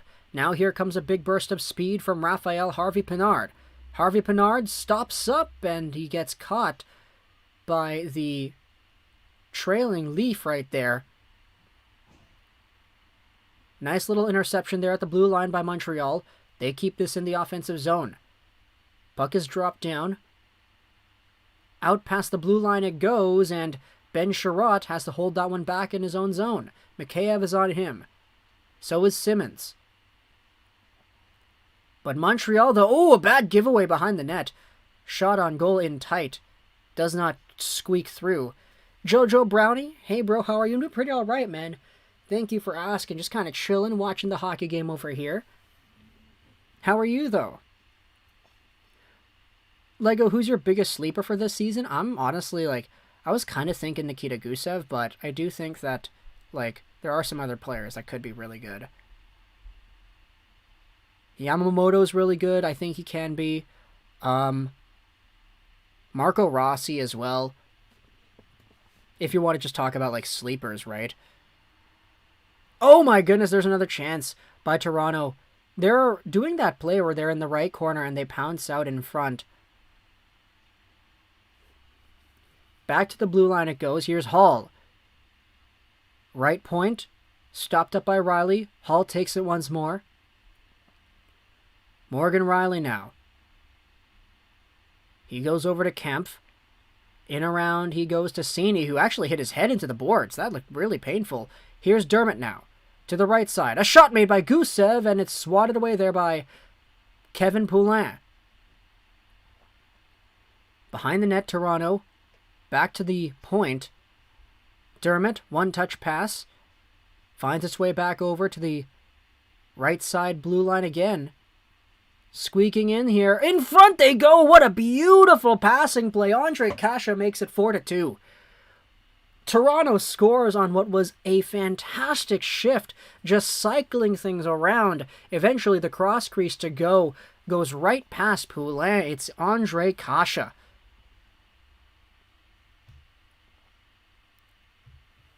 No complaints over there. Dermott to Morgan Riley. What a play. Sick, tight mitts in tight.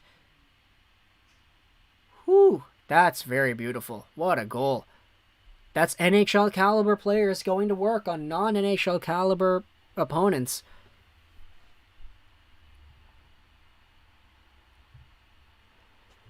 You think Caulfield's going to have 25 plus goals?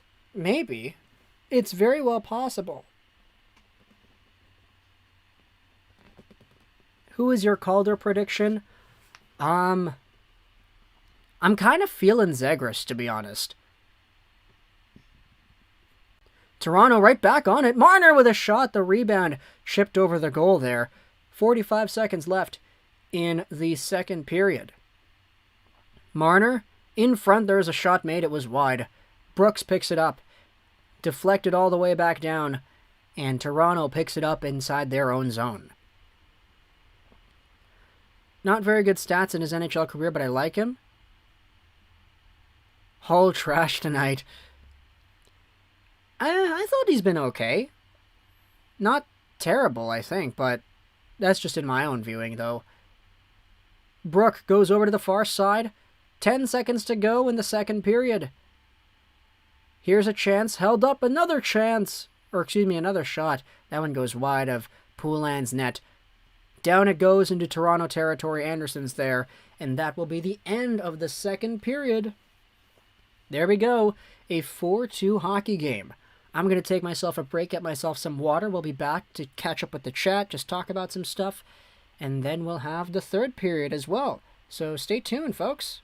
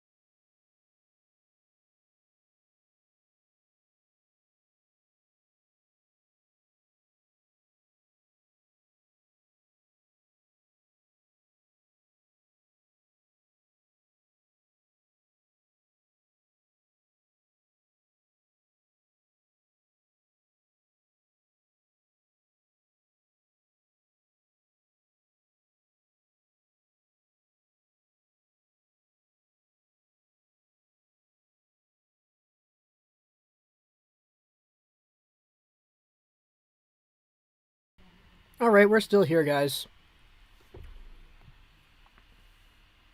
Derek Ryan got traded? No way. Blockbuster. If that's the case, we might actually make a video about this live. That wouldn't be that bad, I think.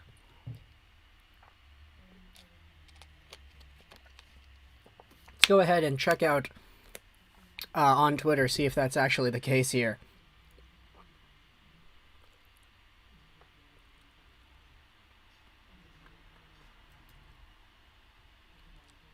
But yeah, no, we're still here. Still doing our thing. I hope this Hamonic thing is why and will help 40 and 43 get signed to good contracts. Yeah.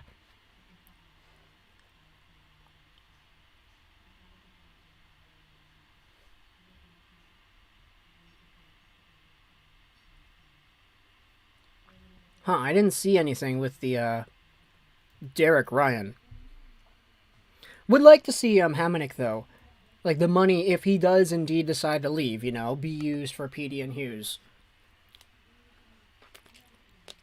Eichel got traded.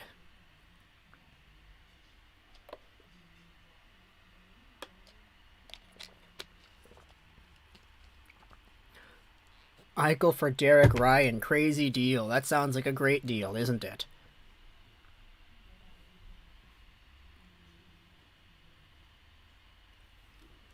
But yeah, it's actually pretty crazy. We had 37 viewers in the stream earlier, and now we're back up to 50.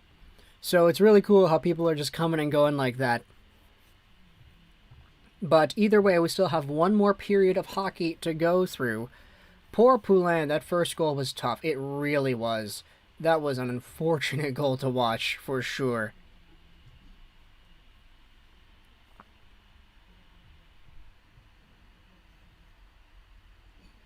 Also, I didn't realize this, but there's somebody else who is streaming this game who actually took a thumbnail that we made. I just searched up LEAFS Habs here on YouTube, and you can see... Okay, here, I'm going to show this. Not to, like, dox anybody or anything, but... There is somebody who... Okay, here. If you search up LEAFS Habs on YouTube... Look at this. This is pretty funny. Yeah, so... This is, like, highlights, previous games. This is our thumbnail from before. I don't know who this guy is, but this is a thumbnail that we made for last season. Look at this. What in the world? And they have 100 viewers as well. I feel like that's kind of a cop-out, you know? Since we're the ones who made that thumbnail. And, like, okay... I haven't, like, watched the stream or anything, but it is kind of strange how somebody took our thumbnail from before. Like, look, if I do this, LEAFS Habs 2021, Lego Rocks 99, and then I say from January, something like that. Okay, no, this is the ones that we had before. Where is it? Yeah. Like, this is the thing that we did before. Habs LEAFS. It's the same one. The guy just added a filter on it. Is it Grav? No, it's not Grav. It's somebody else. Grav doesn't steal thumbnails. No, Grav makes his own. Report it for copyright.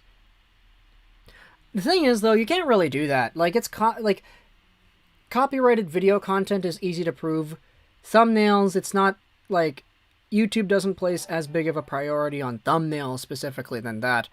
I might just have to go on to this channel and say, hey, you took the thumbnail, like, afterwards. Because I don't know who this channel is, and they have a lot more viewers than we do, which is really strange to me, but maybe it's our thumbnails. Maybe we should change it up. Maybe just put the big logos back, like we had before. But, yeah. Oh, we had ourselves a subscriber. Chantel, thank you so much for your sub. I really appreciate that. You could reach out to him like, bro, what are you doing? That guy was on my For You page just now. I was watching him. I see. Expose him on a video. I'll tell him, hold up. Okay, yeah, that sounds good.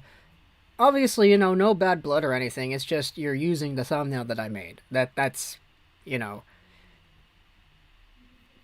Yeah, that's it. You could kind of see what's going on there, I guess.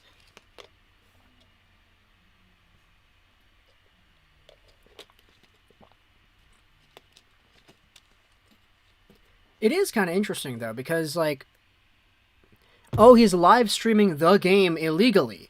No way. Like actual footage of the game? I used to shoot ads when they were done manually. They passed the artwork up on boards and I photographed it. Wow, that's really cool actually.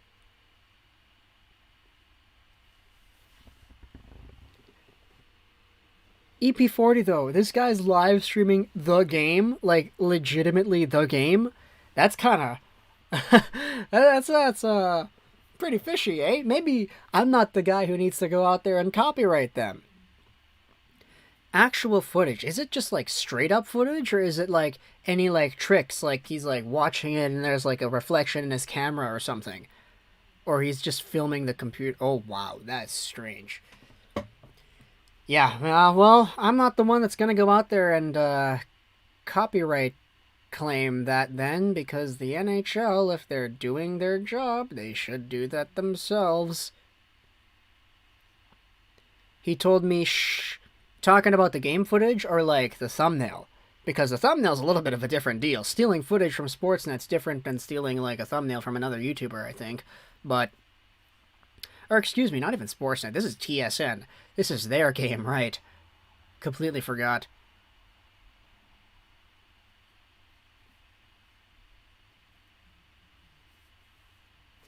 That's pretty weird, though. That's... huh. Wow, I've never seen a Lego advertisement on TV before. Never once.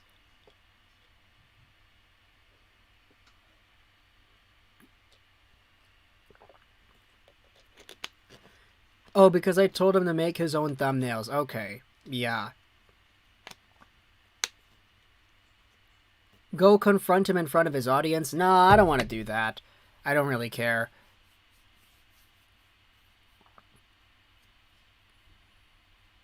Talking about the thumbnail. You know, the thing is, like, it's kind of strange because my thumbnails get posted, like, everywhere. There are Facebook pages and, like, Canadiens pages and, like, other pages that go out there and post, like, images for their articles, and they have my thumbnails in there.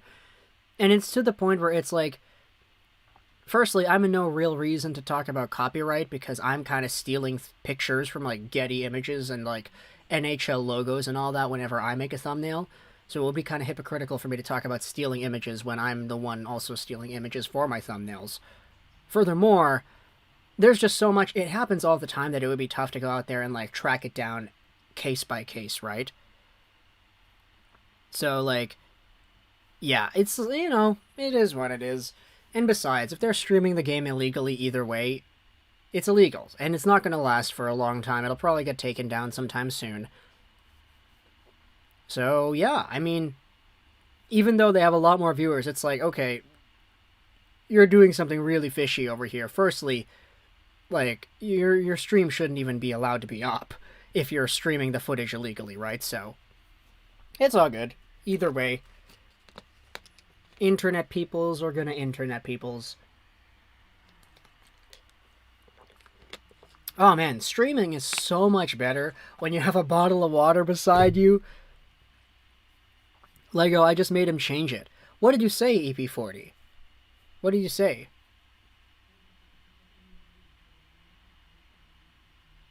Those Photoshop thumbnails are so much easier than doing it pasted up on a board and cut with an X-Acto blade.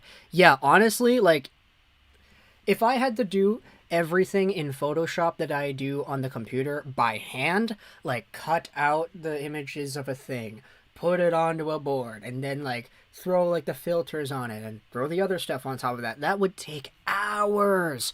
Like my thumbnails make 15 minutes, or they take 15 minutes to make. Like, I'm good. I'm not gonna complain about like the position I'm in, right? I'm gonna report him for... No, Fizzy, don't do that. Dude, holy crap.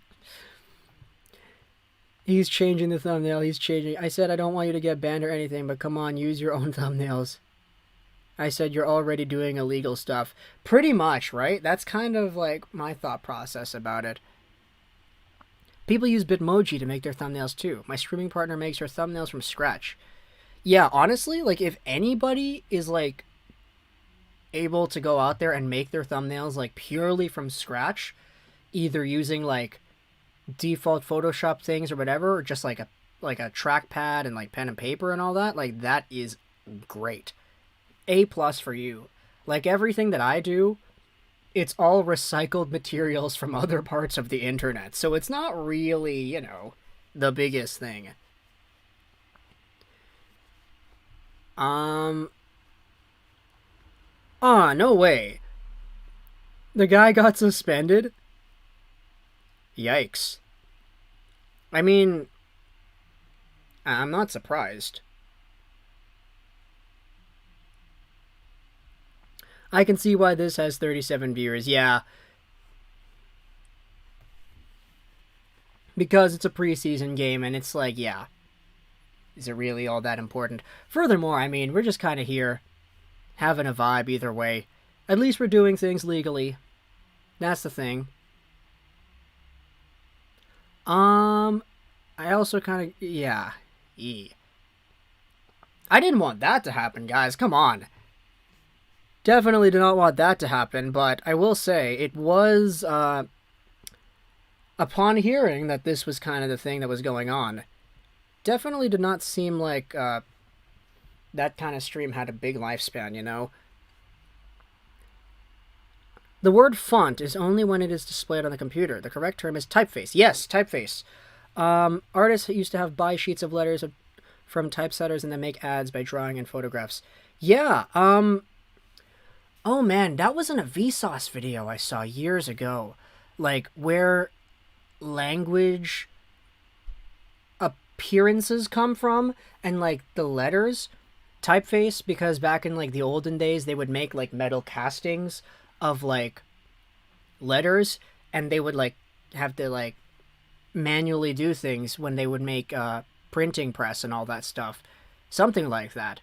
And typeface is indeed the proper word to use for the, what is the appearance of the letters.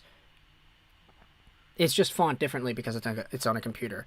I forgot, though, font, it's called font because the typeface characters that they would make in the olden days were molded or melted into the shapes that they were in, and melt, the French word for melted material is fondu, which is why font is what it is today. I was from a Vsauce video, I forgot. Something like that. Hiding the spammer, yes.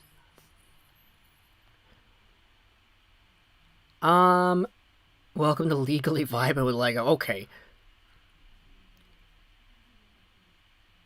Bro, he got unbanned and he's doing the illegal stream again. Darn, that's pretty inconsistent then, eh?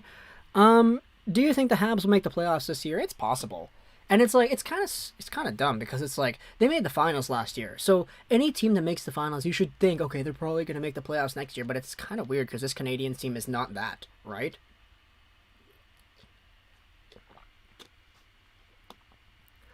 Hi, how many goals do you think Cole can get this season? I think Cole Caulfield can get upwards of 20. Like, realistically, he's probably going to get like 20, 25. But if he gets more than that, I definitely would not be upset. Want Cole Caulfield to get as much as he can. I don't think the Habs win 30 games this year. In an 82-game season? You think, at best, the Canadiens go 29 and what? 53? That's a lot of losses. I don't think that team is that bad. Kaprizov equals the Hart? Maybe. Like, if he really plays up to his potential, and if he has Marco Rossi as a center. I mean, he had Victor Rask last year, and he still did pretty well, so see what he does with a better center. I say 16? No, Canadiens are not going to win 16 games. That would be one of the worst seasons we have seen, like, ever. Darn, this guy got banned for the second time. EP, you're going hard on him, eh? Ruthless. I did not sign up to, like, be a part of this. Holy. It's good that he was, like, willing to change the thumbnail, though. Like, even though the illegal activities of, like, streaming the thing, or the way that it was, it's good that he was a good sport about the thumbnail. Like, I could totally understand how it comes about, too. Like, the video that he stole the thumbnail from has 29,000 views, and so it's going to be high up there in search results if you search Habs versus Leafs on Google Images.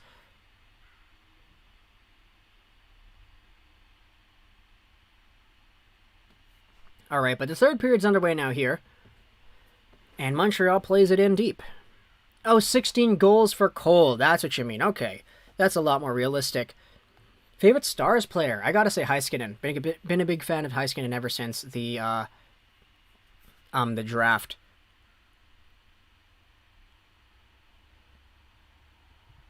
A lot of camera guys would make mistakes when the Victoria's Secret shots would come in.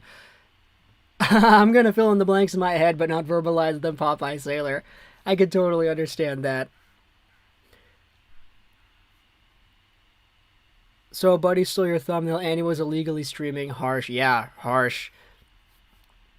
Yeah, good sport, though.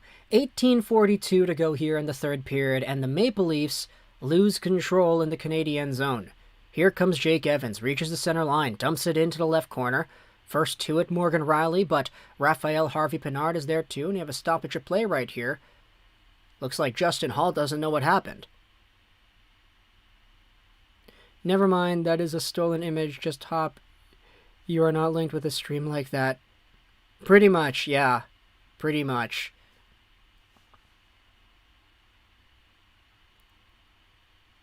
He's kind of funny, though. He just said it was a nice run, boys. I mean, look, to be honest, if you really want to go out there and find illegal streams for NHL preseason games, there are other websites where you can go ahead and do that. And it's not like filmed footage of somebody's camera on a TV. Like, I'm just saying, if you're going to go that route, which I definitely do not endorse as a person in a position of power with a platform here on Hockey YouTube. But here we go, Toronto trying to force things up now. They get it out to center ice, but it's controlled quickly by the Canadiens' blue liner. Norlinder, man. He'll pick things back up. Reverse to Sherratt. Do you think Yolonen will be in the final roster at least until Hoffman comes back? I don't know. They will need to find a replacement, but they do have a lot of other NHL caliber guys already, so maybe. Just want to say, it wasn't his first time illegally streaming. Looks like he has done every preseason game almost. Wow, EP40, that's kind of whack.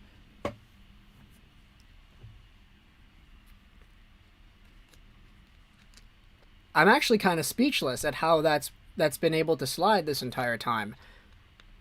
Hey Lego, long-time Canucks and Lego Army fan here. First time in Van City, do you think Rogers Arena will allow full capacity at the start of the season, or if they will allow it every other seat? Thanks. Dominic, man, thank you so much for the kind words. I appreciate it. I don't think so. Don't think so if they're going to allow full capacity at the start of the season. I mean, look, a lot can happen in 2-3 weeks, but I'd say it's more likely to not happen than to happen. As to every other seat, I'm not even sure if it's going to be every other seat. I think it's only going to be like 40-30% if you do the math on it. I'm not really too sure how it works out. But, hey, enjoy your time here in Vancouver. It's a great environment. Just make sure to use the transit a lot, especially if you're in downtown. It's really not worth it getting a car if you're downtown. That's really, yeah, just walk around. It's a lot better that way. Just want to give a shout out to the mods, not including me, for working hard and putting time to make this a better community. We've got a lot of them, yeah. A lot of great mods over here, and a lot of non-mods that are doing a pretty good job at just, you know, being chill and all that too. But here we go, 16:23 to go in the third period. It's been pretty fast so far. Morgan Riley picks things back up. And now he crosses the blue line. Over to Marner. Backhanding feed. In front he goes. A shot made. That one was blocked. Gooley lost control behind the net. Out it goes to the neutral zone. Do you think they'll do a shootout again? They might, because it's a different set of players, right? They would have a lot to gain if they did the shootout, just to get that experience. Other Wild prospects that are impressive, Rossi, Beckman, Giroux, Bitten. Yeah, there are a lot of really good ones. Like, that one year, last season, 2019-20 was a crazy year for Wild prospects because Marco Rossi was the first scoring player in the OHL. You had Adam Beckman, who was the first player in the WHL in points. You had Hovanov, who was the second player behind Lafreniere in the QMJHL. You had Kaprizov, who was the best rookie player to be in the KHL. And then you still had, like, everybody else that was on your organization, too, like Boldy, Kalen Addison in the AHL. A lot of good stuff going over for the Wild. He stole Lego's thumbnail and you pressured him into changing it. Don't feel bad. EP40, man. You're the Band World Hammer right there.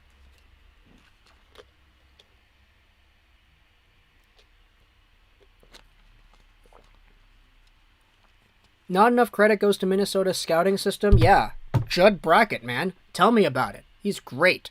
I love Judd Brackett. Isn't the Minnesota scouting or director of head scouting such a great director of head scouting that you definitely would want to have on your hockey team because he's so capable at finding top-tier players? Yeah, I love Judd Brackett, and I'm definitely not ever so slightly upset that he's no longer with the Vancouver Canucks, right? They have strong drafts for where they sit, yeah. McDavid for Caulfield, Suzuki, Romanov. Yikes. That's not going to go through. There's a chance made in front. Another rebound shot. Poulin with 2 saves. Nice. Home teams have the option in the preseason to do shootout as part of the promotion of the game. Yeah, it's good for them, right? Guerin gave everyone a promotion on Saturday, yeah.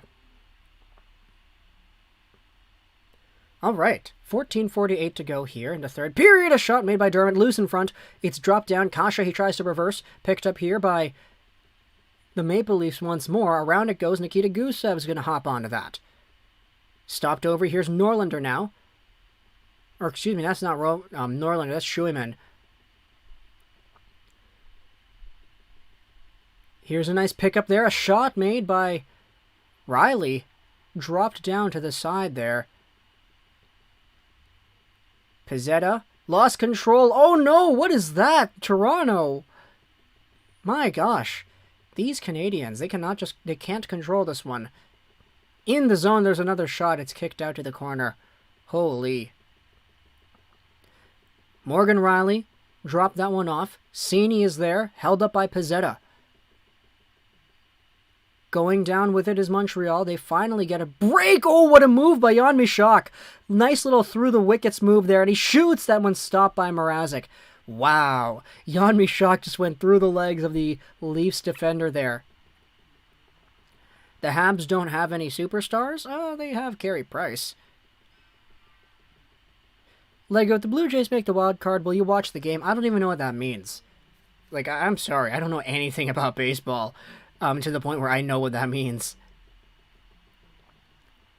Here's a big breakout pass, though. Drop pass. Oh, why did you do that?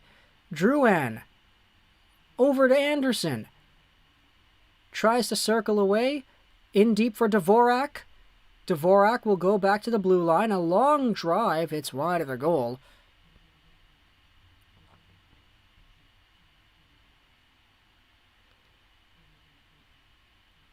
Now it goes to the opposite side here. Behind the net it goes. Popped out in front. Oh, there's a shot, a potential tip there. Doesn't work. Now down it goes. Another rebound chance. Stopped up there. Here comes Toronto the opposite way. Blue Jays are going to the World Series. That's the finals, right? I'm sorry, I don't know what that means. What's up, Leg? I haven't been here in a while. Thomas, it's been a while, man. Thanks for checking out this stream again. And we have a stoppage of play now. Okay. Look at that move. Jan Mysak deked out Travis Dermott. He broke his ankles. What a great, great play. Caulfield is unproven. Yeah, he's not a... You wouldn't say that Caulfield is a superstar in the same way you'd say, like Elias Pettersson is a superstar or whatever.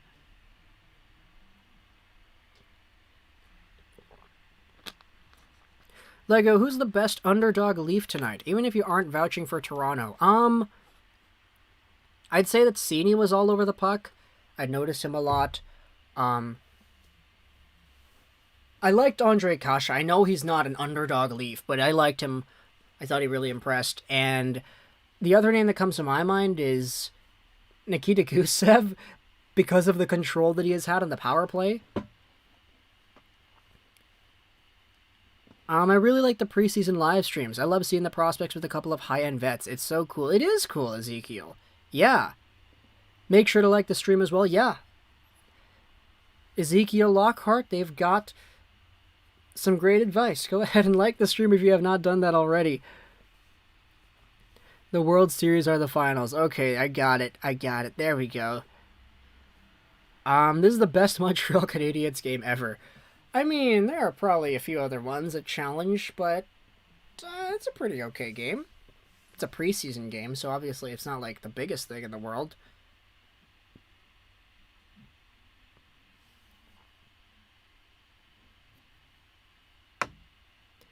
Thanks again. Love the stream. Another guy was saying Gusev couldn't hold on to the puck. Yeah, I don't know. Firstly, thank you, Dawson, for the kind words. I appreciate that. But Gusev, he hasn't been as good as I thought he could be, but he has been good enough, I think. Oh, look at this. Marner and Dvorak. Throwback to the 2015-16 London Knights. Javier Stormbringer Aguilera Ruiz, thank you for your subscription here. What a fantastic username. I love that. Thank you. I appreciate it. All right, here's the play for Toronto. They send it into the zone. Mikheyev with the drop pass. A point feed by Merrill. Is that John Merrill? No way. Have we got through this entire stream? Oh, Brendan Menell. That's who it is. I couldn't read the name. Who in the world is Brendan Menell?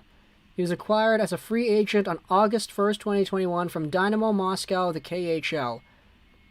Dynamo Moscow, Dynamo Minsk, whichever one was there.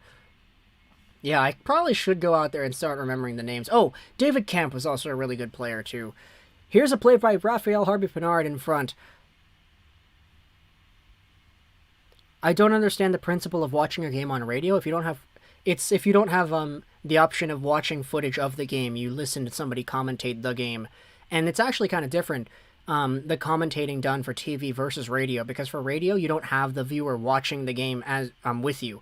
So you can't say, okay, it's in their own zone, or you need to be a lot more descriptive in what you say. Every little detail of location, who has the puck, where it's going, and all that stuff needs to be accounted for. Whereas with TV, if you're watching the game, you know it's in the Canadian zone and they're waiting for their guys to change, which makes it so that the Canadian commentator doesn't need to say it. But if you're on radio, you need to do that. There's a little bit of a difference to radio commentating versus full-time TV commentating. Yeah, radio school. Kind of learned a lot of that on the fly, eh? Brennan Menell. Okay, I see. The Baby Wild. Nice. Here's Mitch Marner. Coming in with a shot. That one was swatted away wide by David Savard. Now Montreal goes up. Here's a big break. Ooh, my goodness. A toe drag. Another shot made attempt by Gouli. That was really messy. What the hell was that? That was getting me all confused. Here's Gouli again. Long shot. Blocked right there. Point blank by Mitch Marner. And he goes all the way up. Toronto plays this one back into the corner. Remember the plane crash? The locomotive team, including Dimitra. Yeah, that was really unfortunate. Dimitra's on the back of Halak's helmet. It's really cool. Thanks, Lego. Great stream as usual. I don't even need transit here. Downtown is quite small. Arena is like 50 minutes away by foot. Beautiful city. I'm glad to have gotten here before the rain season.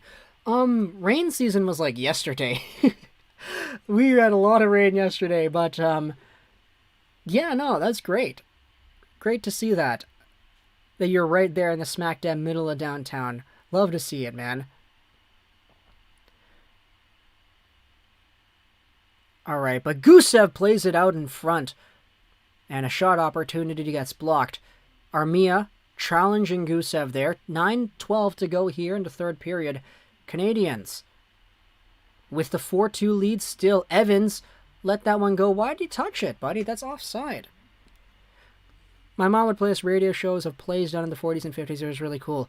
Dude, we did that in English class. Like, we listened to an entire Sherlock Holmes story through the audio. And it's one of those things where it's like, you can just like, you don't even need to be awake. You can just like lie down, close your eyes, and listen to the story. And as long as you're following it, it's like, wow, that's a great, like, there's a really particular storytelling aspect that is accomplished with audio-only mediums. It's really cool.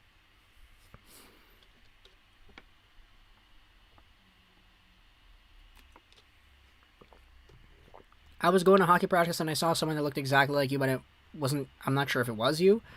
Well, it depends where it was, EP40. Scheunemann, or however you spell his name, has really impressed me in the game. Maybe he can crack the roster if someone gets injured. Maybe.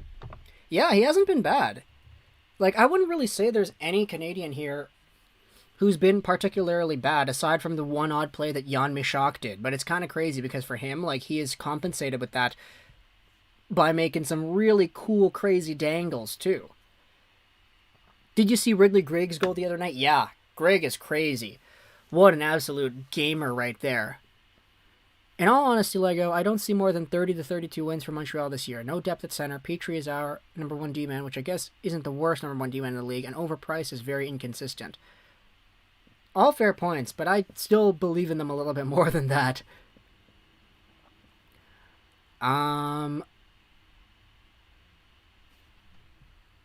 This is weird, but I want to get Manscaped because I want to support you, Lego, and I need to do this. I don't know how to ask my dad if I can get it. Guys, what would you do? Just say, like... Firstly, if you're not able to support the channel like that, that is completely fine. Just having you here, watching the stream, being a part of the community, and chatting it up with us, that is cool as a... what is it? Cool as an ice cream sandwich on an ocean of lemonade, something like that. It's okay. But if you really need to, I mean, just be honest with your dad. Like, hey, there's this product. It helps you trim your hair. And it does so in a fashion that isn't really readily accessible by common things you'd find at Shoppers Drug Mart. That's kind of what I'd say, but, yeah. If you want to get a little bit more, explicit, then you can. Who was that player in last night's game? His last name was Burrows, spelled differently. Yeah, Burrows. Kyle Burrows, number 44. He's a defenseman. He assisted on the Höglander goal. He's the one who shot it. Oh, look at this play by Armia. He's trying to dangle right by the defender right there. Doesn't work. Mikheyev plays it over. Morgan Riley. In front he goes, and... Ooh, look at the play by Norlinder. Ooh, Matthias Norlinder spun around to get away from the pressure. What a play. Right? Just be honest. Yeah, my parents loved it when I was honest. Yeah. Like, that's the best thing you can be. Like, just honest. You were talking earlier about, like, how to tell someone that you like them, too. Just be honest. Don't lie. Don't say things that aren't true. That's not a good thing. Just get ExpressVPN. Yeah, ExpressVPN is pretty helpful too. Very, very helpful for keeping yourself safe on the internet. I know your birthday, age, and name. By the way, Lego, when I saw the title of your earlier video, I thought Petey got signed. Oh, boy. That's my bad then, man. Holy. Can you help me with my English homework? Yeah, Ryan, I definitely can. I graduated English 12 with my final grade was 98.1% in English 12 with the hardest teacher in school, so yeah. It's kind of also my job to be able to speak English, so I thought Eichel got traded because of... No. I promise the day my oldest comes asking for... I'm not going to read that. I'll be supportive. Then laugh with his mother. Yeah, pretty much, Elias. Pretty much.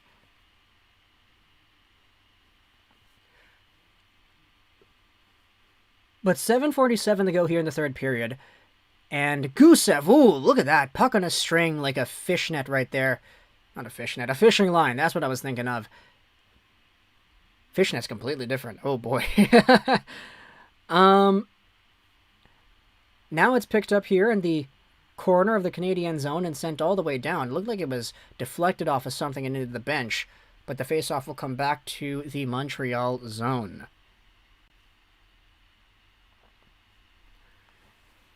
English is so boring. My English teacher talks so much I don't even pay attention half the time. Well, all teachers talk a lot. That's kind of the point of teaching, isn't it? Geo is genius. Maybe. No, most likely not. Just a very above average at the high school level.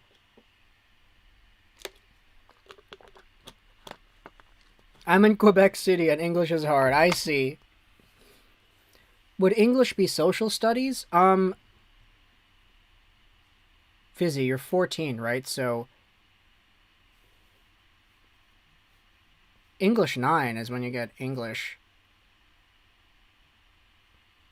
Where I had school, we had humanities for grade 8, which was socials and English. And then later on, as like social studies expanded into grade 11, it became like geography, history, law, and we had social justice as well at my school. I got the awards for social justice and geography because, yeah. English was also required to get into like UBC and SFU, or English 12 or whatever it was. I forgot. Something like that. Or you needed it to graduate. No, it's an external language was needed for that. That's what it was. My English 12 teacher was a bitter failed playwright and was on his tenure year. It was a rough class. That sounds really rough, BJ Paulin. I can just imagine the pretentiousness. 6:17 to go here in the third period. And Montreal plays it around. Held up by Savard. He flips it out to center ice. Oh, here's a break.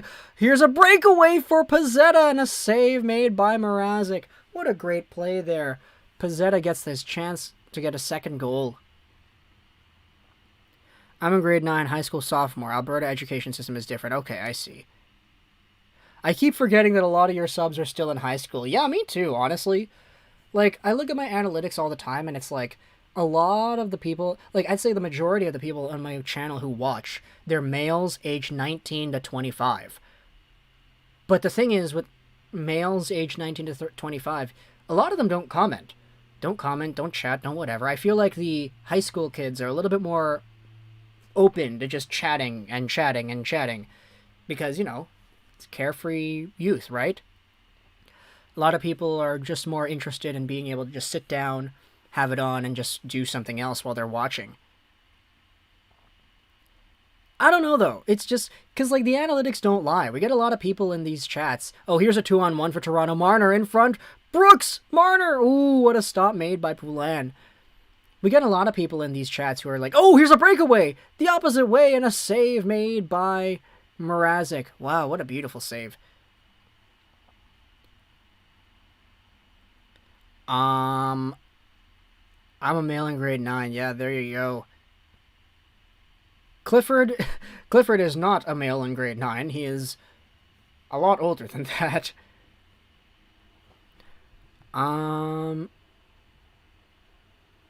Cheers. I'm 34, Ezekiel says. There we go. It's kind of interesting because, like, I'm 21 here. I turned 21 this year. And so it is kind of, I don't know what it is. Like, it's a really strange, like, emotion knowing that, like, the majority of the people that watch this YouTube channel are a lot older than me. So, yeah. Cliffs is also 40 years old, too.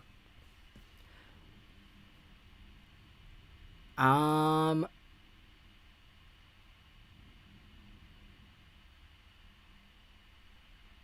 going into CEGEP or grade 12 for others. I have no idea what to do in life. Oh boy. I mean, Thomas, good luck to you, I guess. Just gotta, you know, stay on your track. Still a young guy. It's all good. You don't need to know what you want to do. by the time you graduate high school. Once you step onto that stage, you get your diploma and everything. You don't need to know your path by then.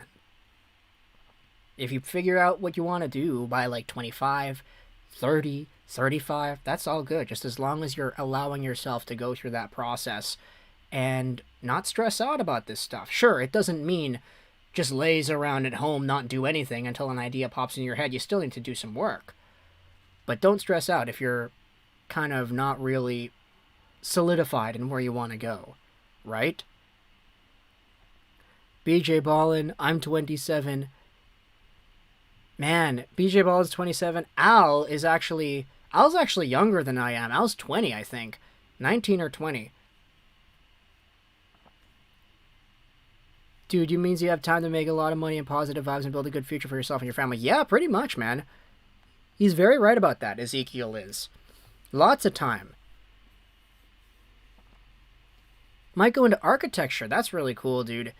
I had like a lot of people who are in that kind of field in my friend group too. But 5:07 to go here in the third period. Montreal still up 4-2.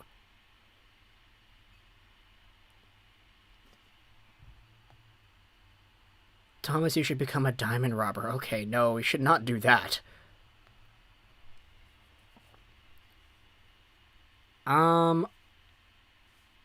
Here's a chance in front there by Sini, I think. Mitch Marner picks it back up on the left half boards. Picked up at the blue line.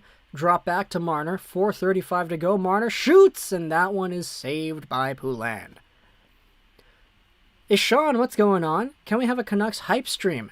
We've been streaming ever since like 3 p.m. It's been 3.5 hours already. I think I'm going to end this stream once the game is over. But if you want to stick around here, we could talk Canucks. It is just a regular preseason game that we're watching, so it's not really the biggest thing, right? Happy birthday, though, Thomas. Happy birthday, man.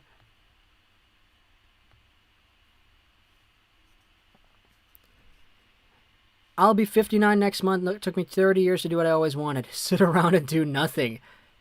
Hey, that's pretty good, actually. That's pretty good. I'd like to do that when I get older. Just watch YouTube live streams, chat with some people. Just do whatever. 3:33 to go here. 4-2 Montreal to score. Hull holds onto it. In DP goes. It's picked up by Mikheyev. Hall with a shot. It was picked off. Oh, look at that play. Tried to feed it over to Mishak. Mishak didn't expect the pass. It's 3 a.m. in Vancouver? No, it's 6:30 p.m. here in Vancouver. This is the biggest game of the year. 2 car accidents and some unfortunate injuries really wreck one's body. Yeah, that's really unfortunate to hear, BJ Ballin. You talked about, I think, the accidents earlier, too, in the year, in one of the older streams, so...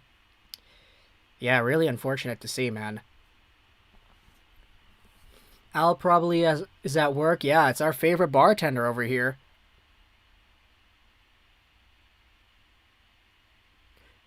Six on 5, though, now, as Toronto pulled the goaltender.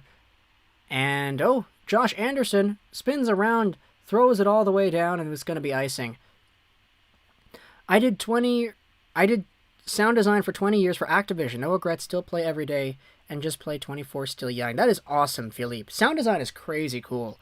Mega respect to everybody who goes out there and, like, is able to do sound design as a thing. Guys, I heard Lego collects toenail clippings. How'd you know?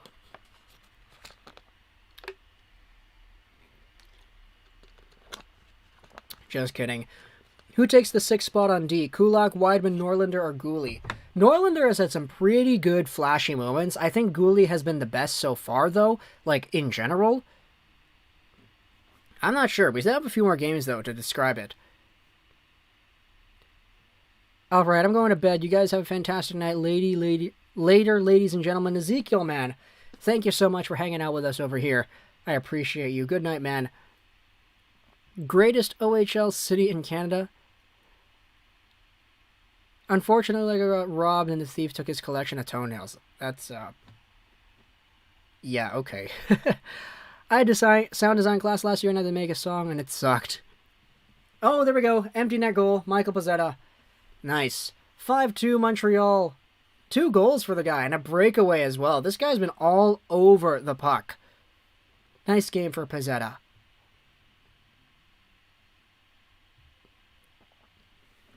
Norlander is still new in the NHL. That is true. That is very true. Good night, everyone. Play safe, Elias says. Good night, man.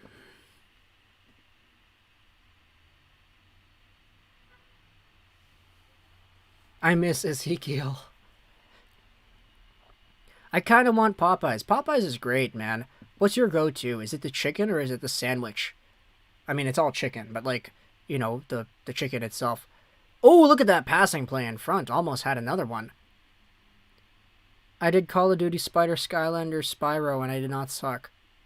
Oh, wow. That's really cool then. Sound design for Call of Duty has been very good the past few years.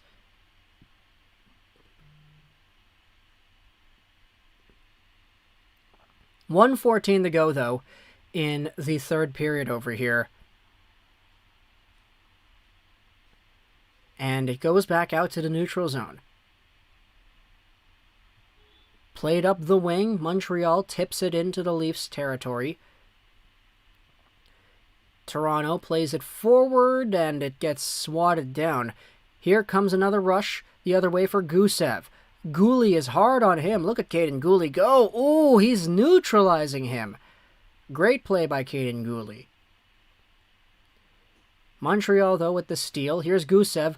Fakes, takes. Save made by Poulin. Crispy chicken sandwich, mashed potatoes on it. Wow, that is great. That sounds really nice, actually. My son does sound design and teaches front ensemble for major drum corporations and just started as music director for a Catholic school. That's really cool, Popeye Sailor. How old is your son? Popeye fries and apple pies. Popeyes means something else where I live. It's a local burger place. Pezzetta got mad flow. He does. No way. No way. Look at that in the chat right here. No way. Hi, OMG. I have like 0.3 seconds off homework. Hi, I haven't been here. That is okay. Al, what's going on, man? It's been way too long. Just seeing you here for a little tiny bit is okay for me. Remember when we used to call Al AIS? The good days when I couldn't read. That was over a year ago. Crazy. What's going on, though, Al? It's been a while. I was going to say sorry to Adam, the guy that took your thumbnail, but his comments are banned. Do you think Pezzetta could crack the lineup as a fourth-line grinder? Maybe. If you're going to expect him to score 3 points a game, though, probably don't do that. Here's Gooley. Sends it all in deep. Just plays it to the corner. The safe play right there. Jake Evans back the other way, and Montreal will win this game 5-2. It was a good one. Pretty good game for Montreal. Pretty good.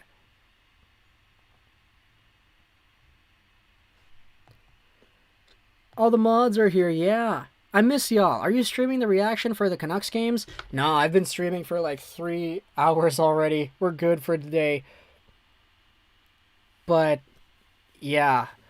I think we're going to have to make like scheduled posts, you know? Or just posts talking about the schedule for the streams.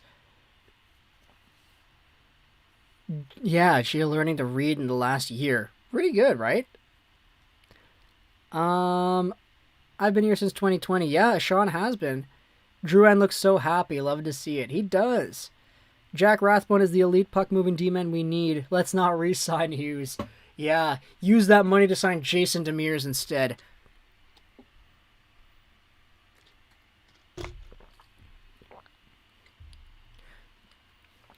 Alright, are we going to have a shootout?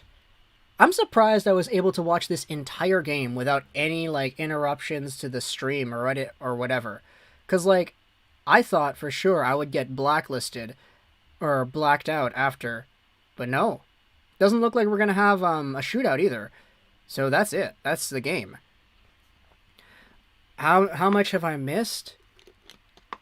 Hat trick. You should post it on your community tab. Yeah, pretty much. We'll do that. Cliff, thank you so much. Good night, man. Have yourself a wonderful rest of your evening over here, too. And now it is time to prepare to watch the Canucks game, which I'm not going to do on stream, but I'll do that in my personal time. All right, though, guys. That's it. That is it. That is it. We are done. And then we have some other stuff to do, and then we'll see what happens afterwards. But yeah, thank you so much, everybody who has come out to this stream. All of our lovely mods, Fizzy, BJ, Al, Popeye, Cliff, who had just left. Good vibes over here. Good vibes, watching the game, just talking about stuff. We talked about a lot of stuff. Lots of life stuff. Lots of, like, personal preference stuff. Not really a lot of hockey, but we talked about enough hockey. And it's just going to go up from here. Thank you so much to everybody who has stopped by. I hope you enjoyed this stream. We're going to go, so thank you once more for hanging out with us. I'm not sure when the next stream is going to be, but we'll make a post when I finalize a schedule, I guess, as to what's going to go on here. So, goodbye, guys. Hope you guys enjoyed the stream. Socialize Trolls and I9. And bye.